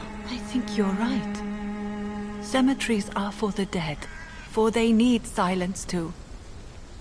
Thank you for your honesty and your wisdom, Dr. Reed. Thank you for your company, Xiaoshun. Take care on the way home. Maybe I'll see you again in Whitechapel. Goodbye for now.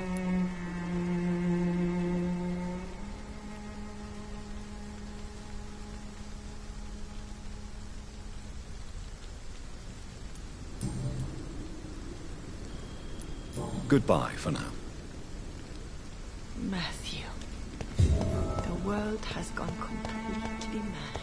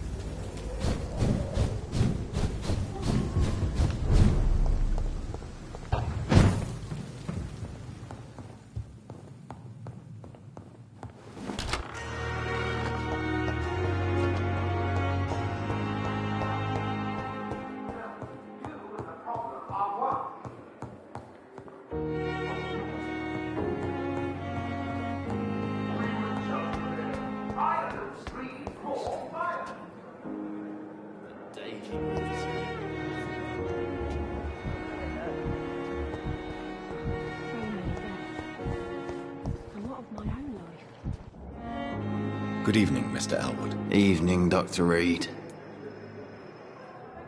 Soldier, do you need assistance? Not really. I think I caught something in this bloody hospital. I swear I'm dead, yet smiling inside, Dr. Reed.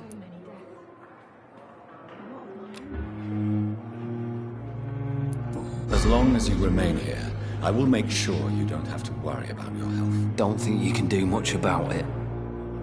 Damage is done.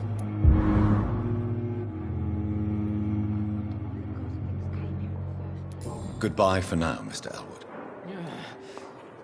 Damn. The pain. It's here again.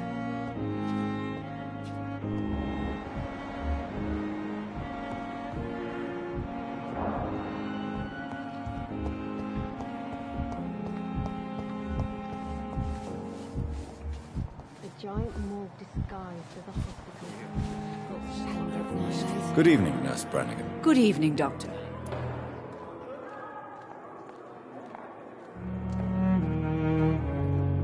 Do you require medical assistance, nurse? I will be fine, as soon as I can get some sleep.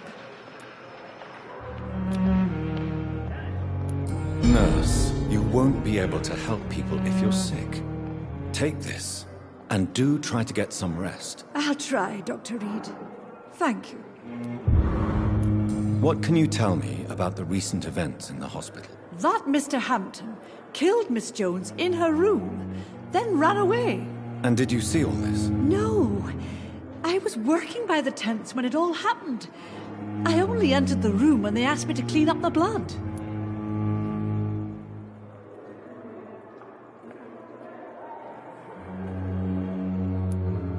Where is Miss Jones's body? I don't know. I'd imagine the morgue. It all happened so quickly. Did you see Sean Hampton leave the hospital? I think I saw a silhouette exiting the hospital gates after the shouting started.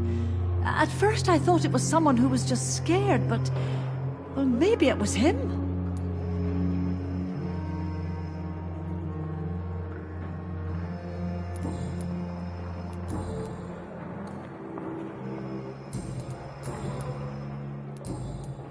Goodbye, nurse.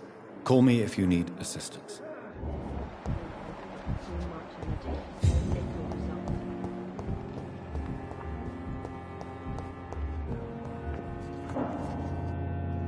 I'm quite busy right now, Dr. Reed. Do you need my assistance? Don't be ridiculous. I'm capable of dealing with this myself. I've just not taken the time to do so. Then you are lucky that I have taken the time to do so. Consider it a gesture of solidarity between professionals. I wish this hospital could have received as much attention from you, Dr. Reed. We do not see you in surgery very often.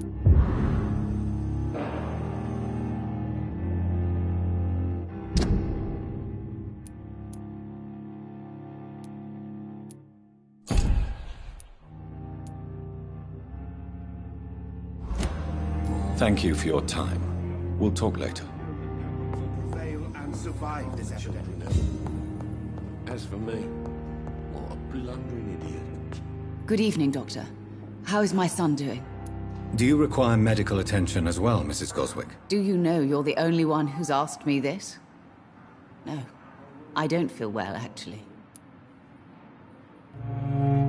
Despite what you think about this place, I can tell you with absolute certainty, taking this will help you recover. Well, at least your reputation seems well-deserved. Unfortunately, I can't say the same for this hospital.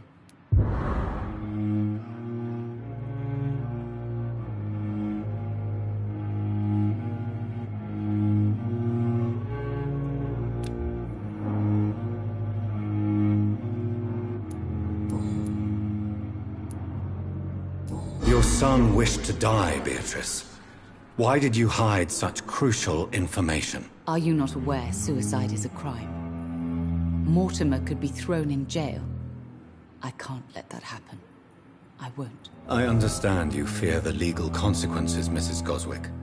But don't you realize your silence significantly affects your son's case? All my son needs is help and comprehension, not judgment and punishment for what he may or may not have done.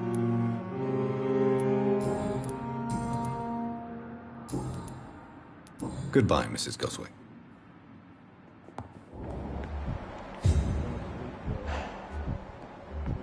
I'm alright.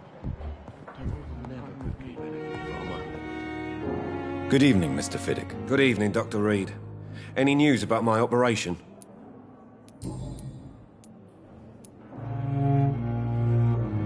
Tell me about your injury, Harvey. Why do you feel so guilty about it? My wife died because of me. And now I may lose everything because I've been careless enough to hurt myself. What an arsehole.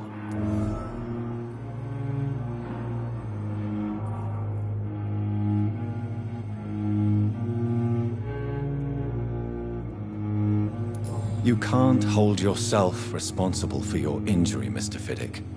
Unless you tried to hurt yourself. Of course I didn't hurt myself. But I can't work until my arm is fixed. My children need to eat, Doctor.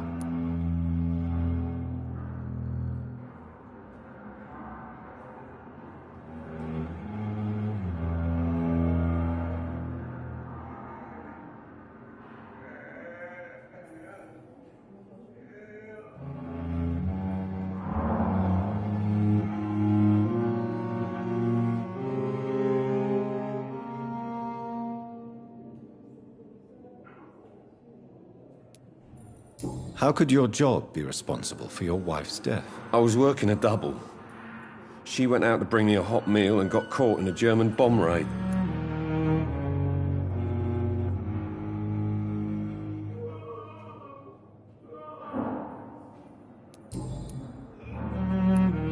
Tell me more about the death of your wife, Harvey. 1915. I was in the army, building workshops for the Royal Flying Corps.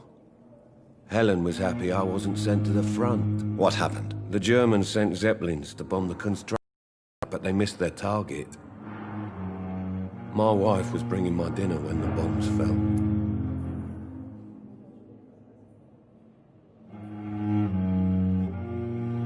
How are your children after losing their mother? They were smaller then. The only good thing about this is my Helen didn't bring them with her that night. I'm sorry for your loss. So many died during the bombings. I served in France and witnessed the carnage there. I would like to say that she didn't suffer. Truth is, I have no idea. I just know that I'm all that me kids have. Poor little bleeders.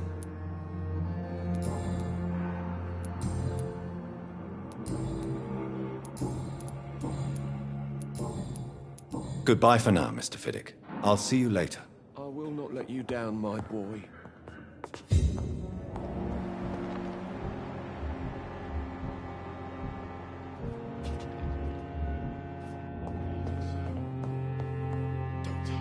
Good evening, Mr. Fiddick. Good evening, Dr. Reed.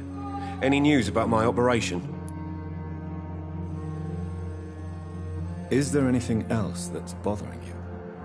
Can I help in any way? Really? Why has no one else asked me that since I got here? I thought I was in a hospital. Unfortunately, you are not the only person who needs help. And complaining about it won't do you any good. Well, perhaps you're right, Dr. Reed. I'm sure if me missus was still alive, she wouldn't be happy with me going on like this. Goodbye for now, Mr. Fiddick. I'll see you later. Always need the words to calm the children, Helen. As for me...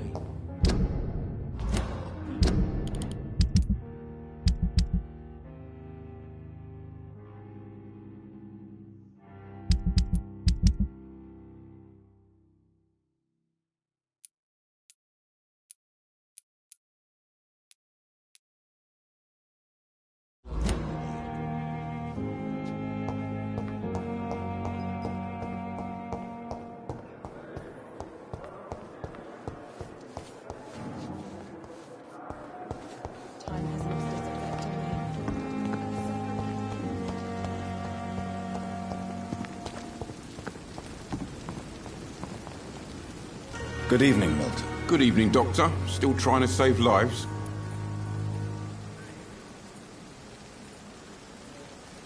Do you need any medical help, Milton? I'm afraid I do. Like everyone in this hospital. It's a sad state of affairs when even the hospital workers are worried about disease. Our job brings us into contact with all kinds of infections, Milton. There's no shame in being ill while you're in a hospital. That's easy for you to say, Doctor. I get the feeling you don't fall sick often. But thanks, anyway.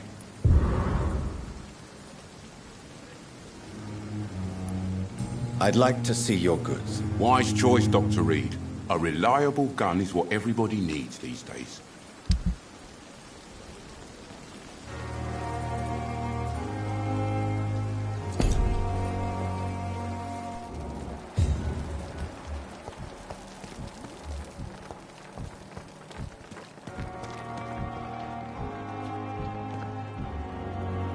Jonathan, my sincere condolences for your loss. Your kindness is much appreciated, my lady.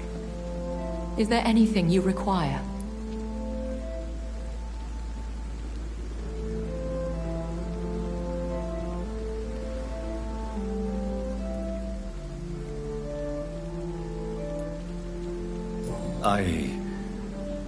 I spied my mother at the funeral.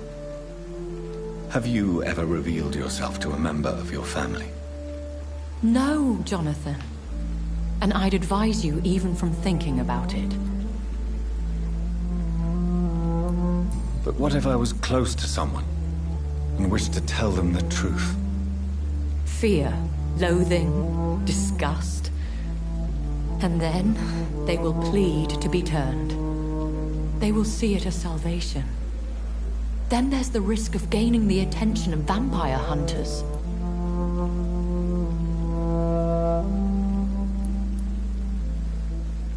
Are we then condemned to lie to those we love? We are creatures of deception, my friend. But this is more for their sake than ours.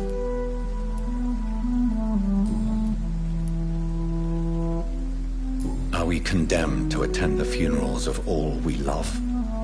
Dying is the final act of life, Jonathan. Present company excluded. Accepted.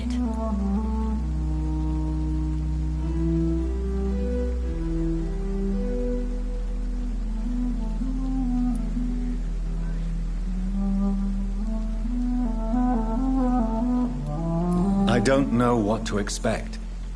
Am I cursed to an eternity of solitude? With time, we Ekon tend to go into isolation. If we survive long enough, that is. As a practitioner of the medical sciences, I'm prepared for the death of loved ones. But mourning in the shadows, deprived of sharing one's grief. We are no longer a part of the circle of life and death. We are undead, my friend, and so we are outcasts.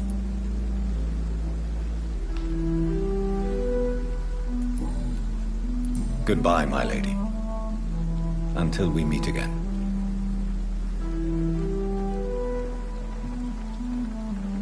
Another night with the glorious battalion of Pembroke.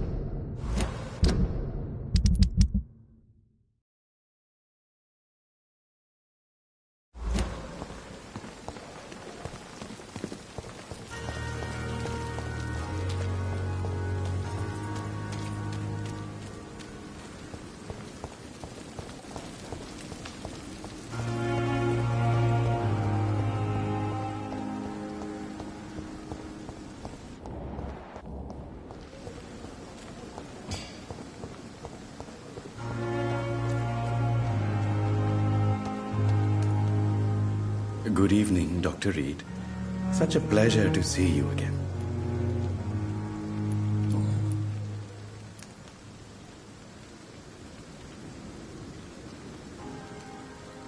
Tell me the truth about your appointment as a medic during the war, Rakesh. The regiment administration appointed me by mistake.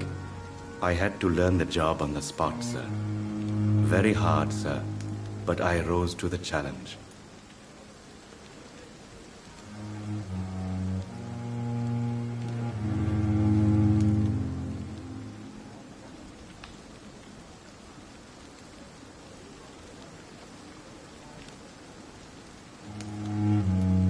Do you realize how many soldiers died because of that decision? You should have refused. Yes, sir. I swear I did, sir. But no one listened. When the first wounded arrived, I had to do what I could. It is an unbelievable story, Mr. Chidana. It was a time beyond belief, Dr. Reed. But I'm happy not to deal with the wounded. I prefer caring for the dead now. You can't impersonate a doctor. You can't improvise a medical education. People could die at your hands. You're absolutely right, sir. But as a field surgeon, it was more like being a butcher. Do you believe you have really helped these people? My ratings were within the averages of the regiment.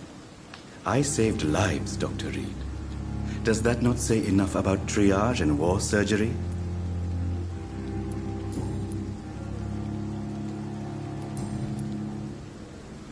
Do you need medical attention? Well, the proximity of the dead is not the most healthy company, even if the quiet can be appreciated. Don't take too many risks with your health, Mr. Chidana. None of us are immune to this disease. And that is a good thing. Death and disease is a constant reminder of our mortality. But you have my thanks, Dr. Reed.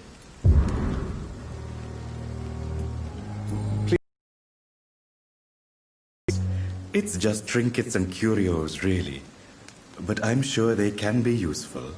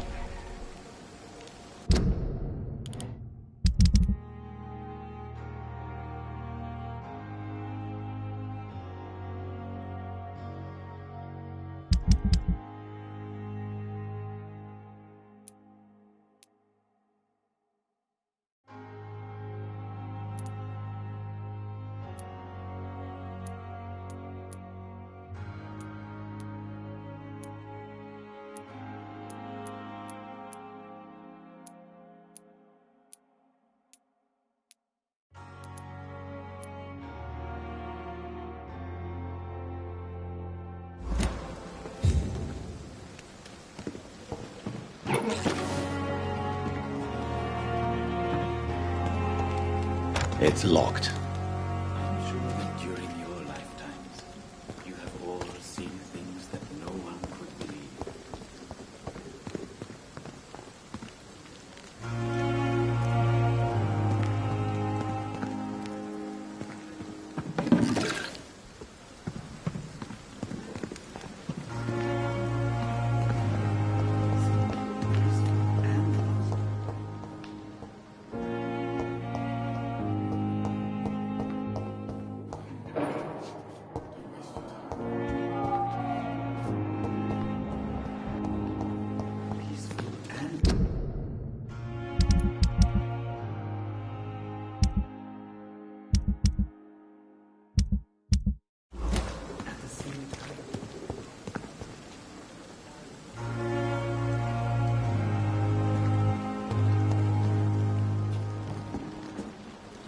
Good evening, Dr. Reed. Such a pleasure to see you again.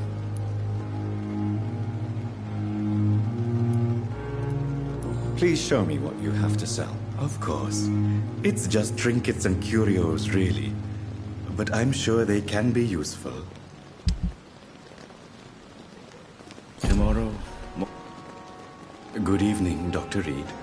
Such a pleasure to see you again. Goodbye, Mr. Chidana. Tomorrow, more bodies will arrive and then sadly depart.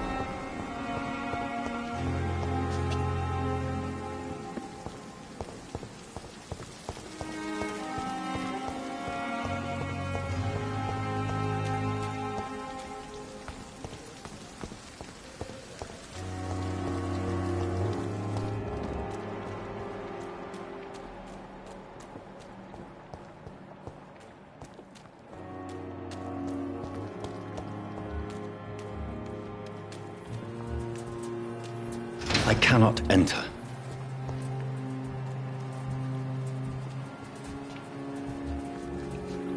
Good evening. Evening, Dr. Reed. Do you need medical attention? Don't get me wrong, sir. I'm grateful for what you've done, but I've never felt comfortable with doctors. I'm certain you have your reasons.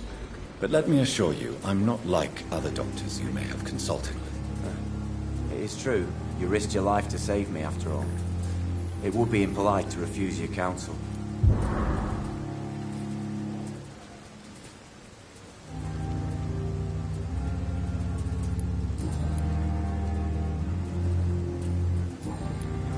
Goodbye, Mr. Thatcher. Try to take care of yourself.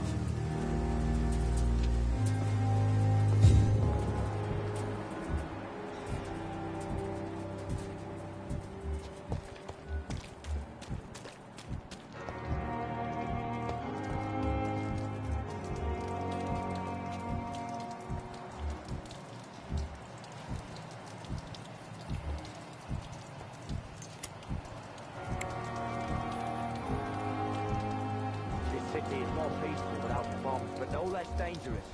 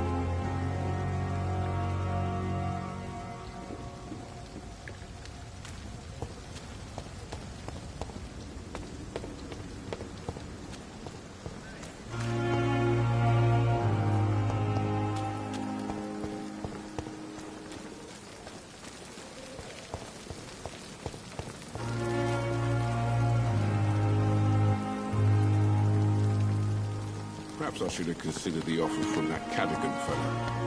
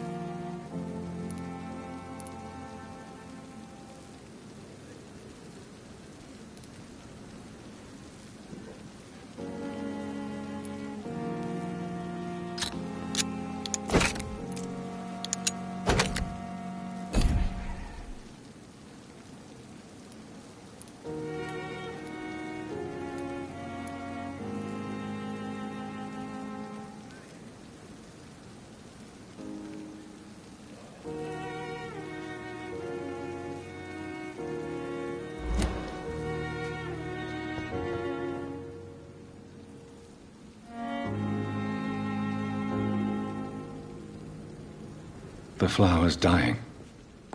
It needs water.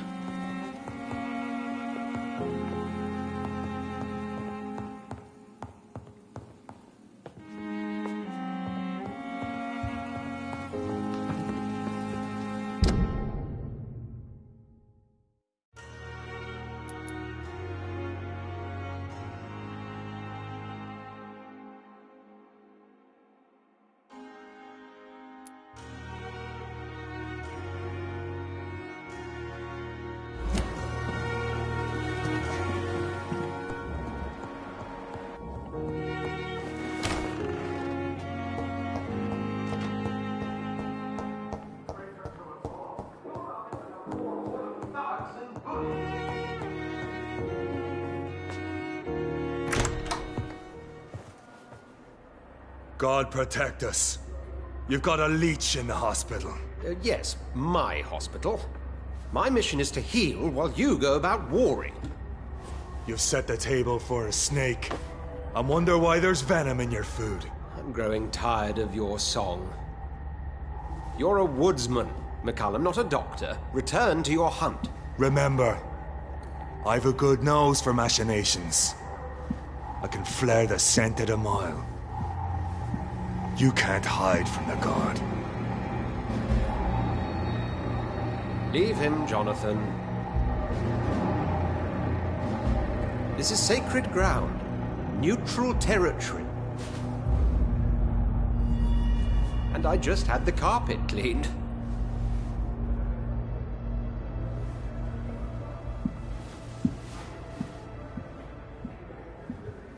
By the sacred stole, this is very bad news. Bad news indeed.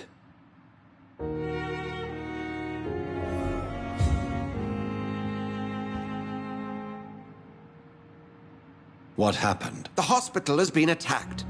We have injured patients, at least one dead and several missing. This has spiraled out of control.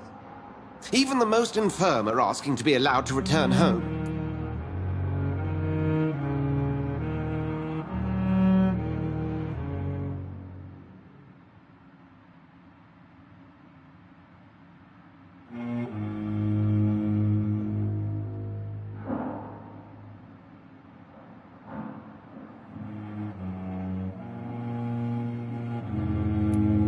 Are you worried about the situation or your reputation?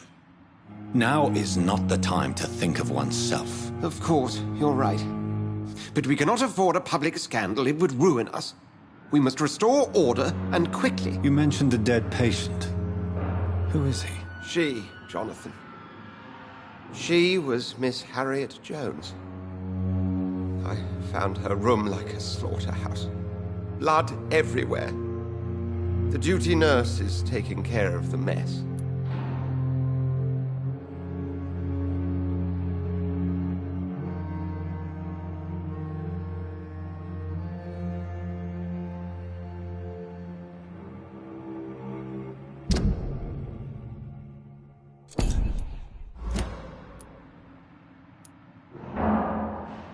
You want to restore peace in the hospital again? Jonathan, please. I can't rely on anyone else.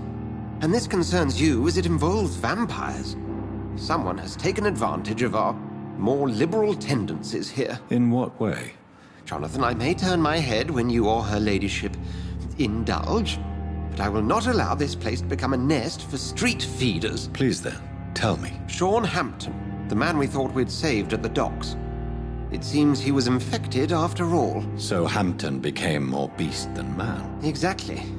And now Guard of Prewen suspects the hospital of vampire activity. Do you realize what that could mean for us?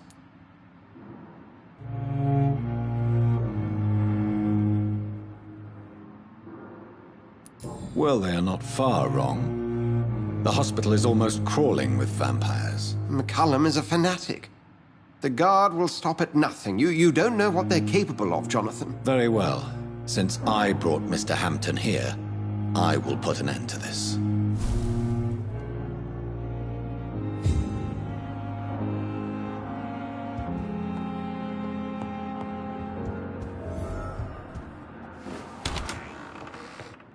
Sean Hampton lives and breathes for the well-being of his flock. There's no other place he would go but the docks.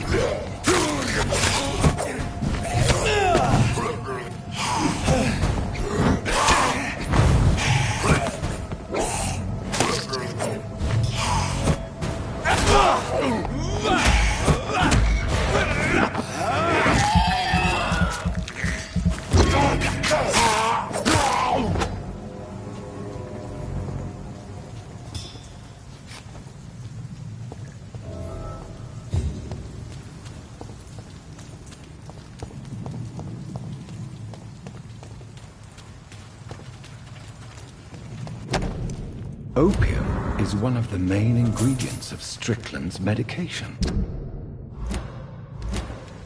Never a good move.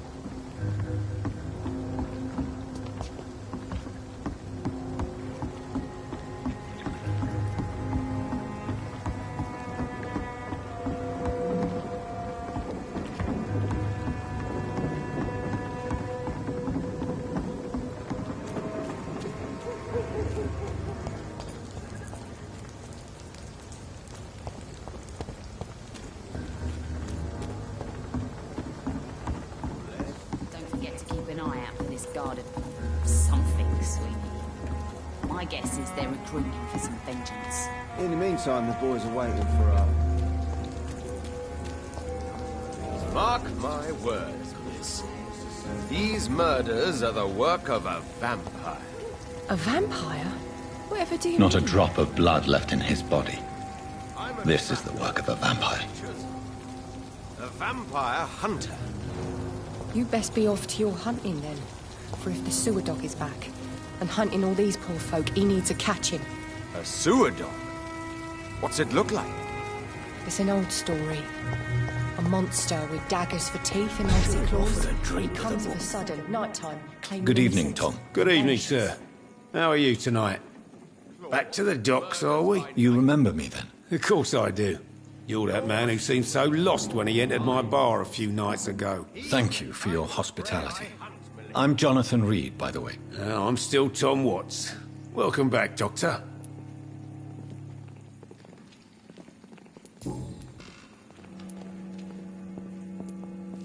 What can you tell me about this part of town? It's not that bad. Thanks to people like the sad saint of the East End. Who? Sean Hampton, our own private holy figure. Few are foolish enough to make peace with the gangs. Sean is one of them. How is it you can keep this place open? This part of town doesn't seem particularly safe. Well, since everybody needs a drink, my pub is considered neutral ground by most groups.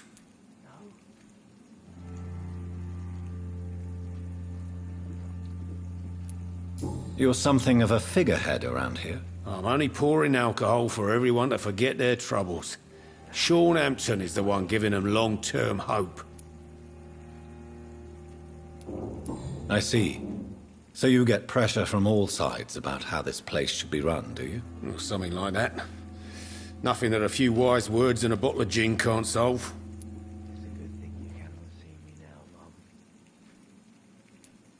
Since I'm here, is there anything I can do? Well, perhaps, Doctor. Peace partly depends on my stock of gin. With the epidemic, my supplies are running low. How could a physician help you in this matter? I have a small warehouse just past the quarantine line. Perhaps, with you being a doctor, you could go there and come back? Doctors aren't immune to disease, you know. Very well. Show me where it is. I'll see what I can do. Oh, thank you, sir. Here's the key to get in. You're about to save many dry throats.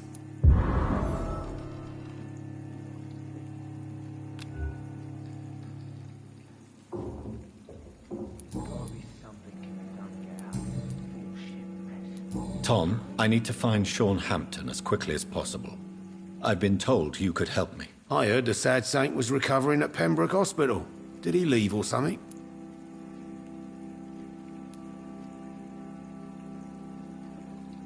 The important thing is I find him, quickly. Why not try his night asylum? He takes care of those who need a meal or a roof there. Where is it? It's in an old warehouse, northwest of here. Just follow the bank to the west and go north when you reach the end of the pier.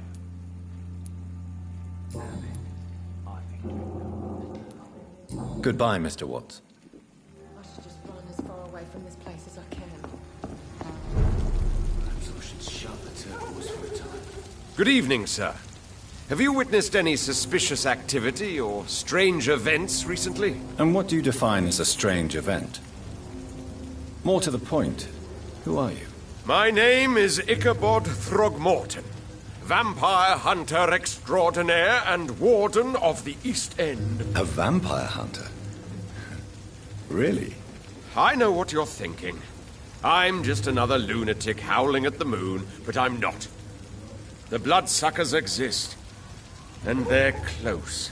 Mr. Throgmorton, I'm Dr. Jonathan Reed. I'd like to hear more about these vampires you're hunting. A man of science? Well, I'll be glad to enlighten you.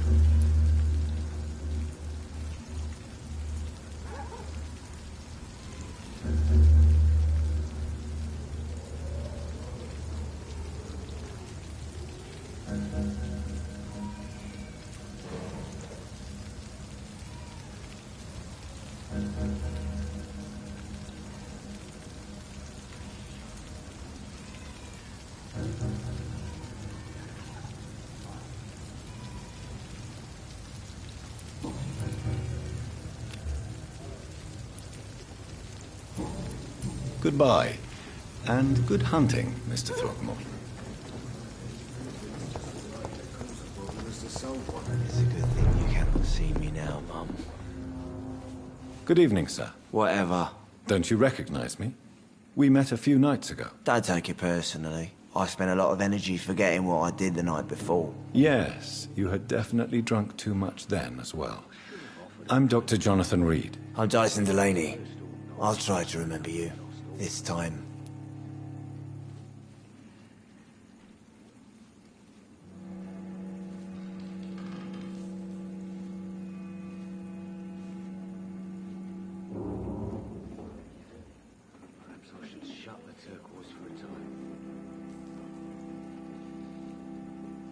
Goodbye, Mr. Delaney.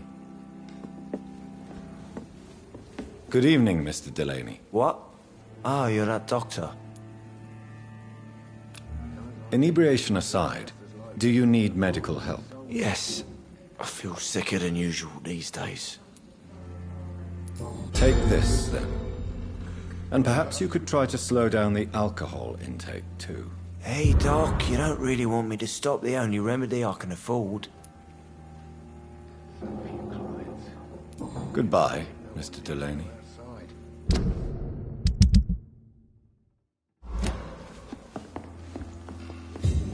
I hope I live long enough to see them wet boot boys get what's coming to them.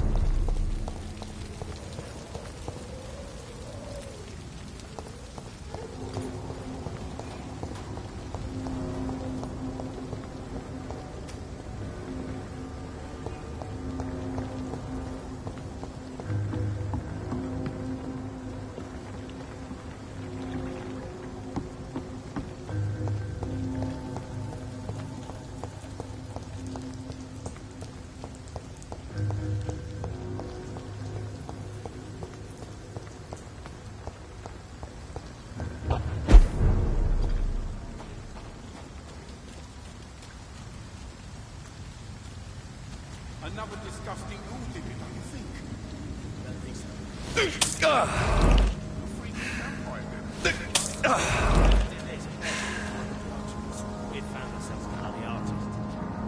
Seems like the guard of Freeman is on Sean Hampton's trail, too.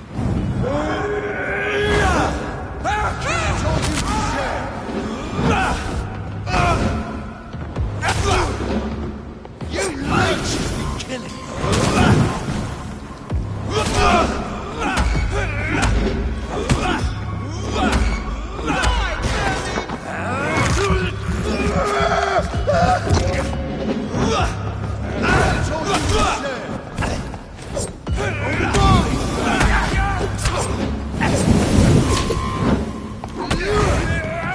Burn it, boys!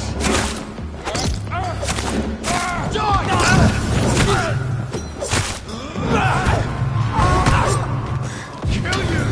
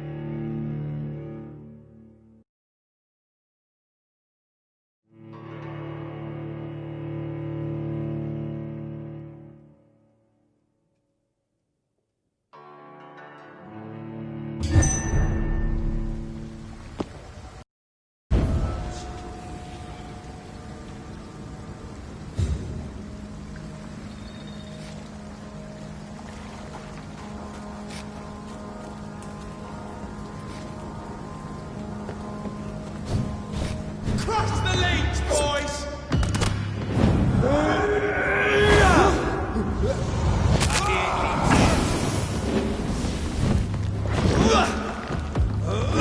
All of you bloody leeches need killing!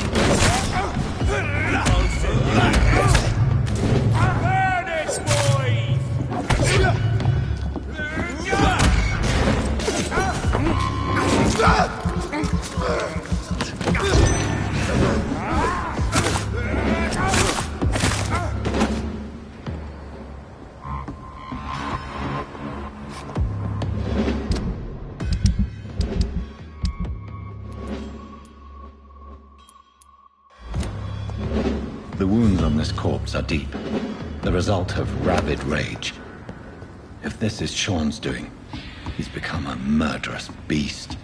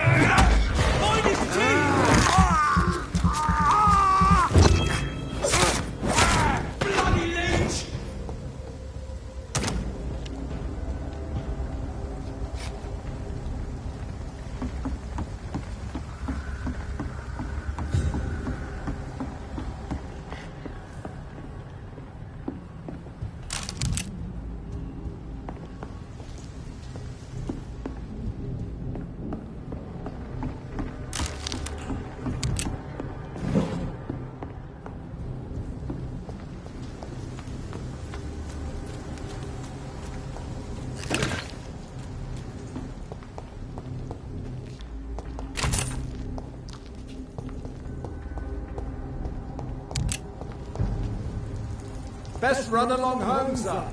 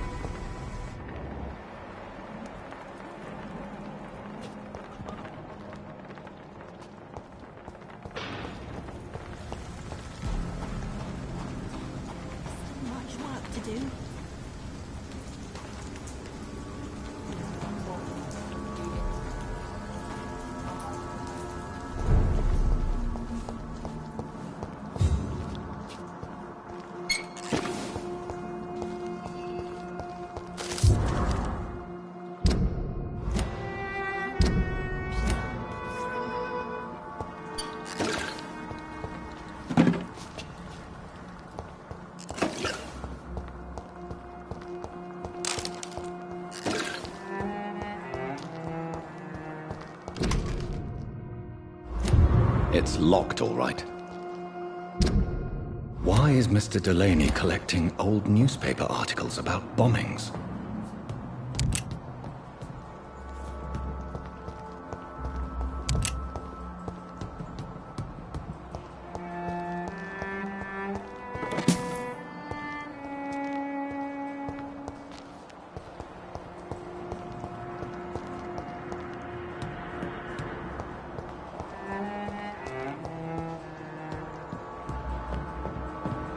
It's locked.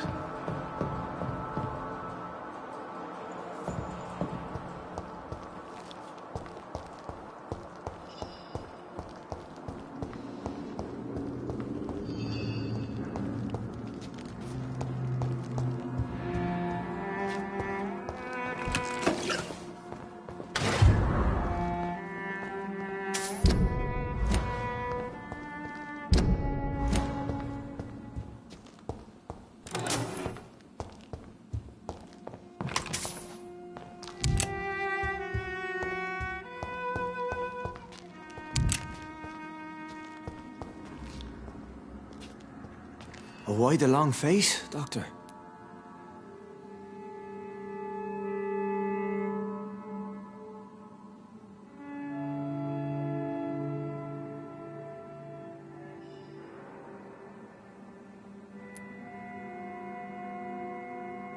Is it all that worries you, Sean? My long face? Really? This is a blessing for me, to become a Skal. Immortality gives me more time and energy, if truth be known, to run a shelter. What more could I want? Since you left Pembroke, the amount of blood that has been shed, it's hard to believe you, Sean. Ask what you will. As the Lord is my shepherd, I will not speak a lie to you.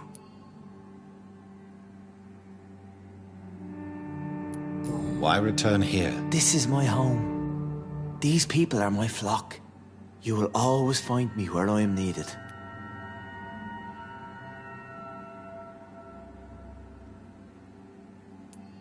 Wonders never cease. Skal managing an asylum. And what of you? A vampire doctor? Meals laid out before you. Yet you restrain.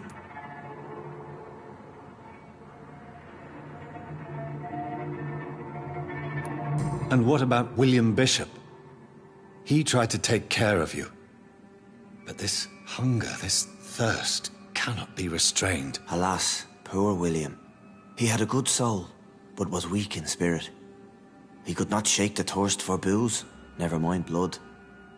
But have faith. My will is far stronger than his.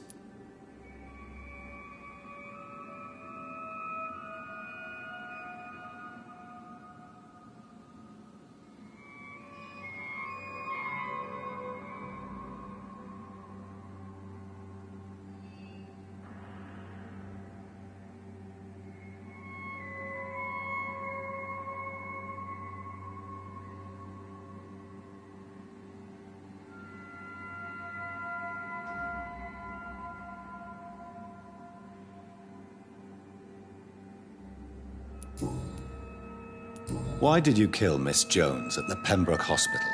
Killed old Harriet? You must be mad, Doctor. Why would I do such a thing? People have been murdered. I've seen the blood. I don't believe you can be trusted. Have a little faith, Doctor. If you will follow, I will guide you to the light. How do you plan to do that? Take this key of the old sewers. The entrance is by the riverbank, south from here. There you'll find all the proof you need.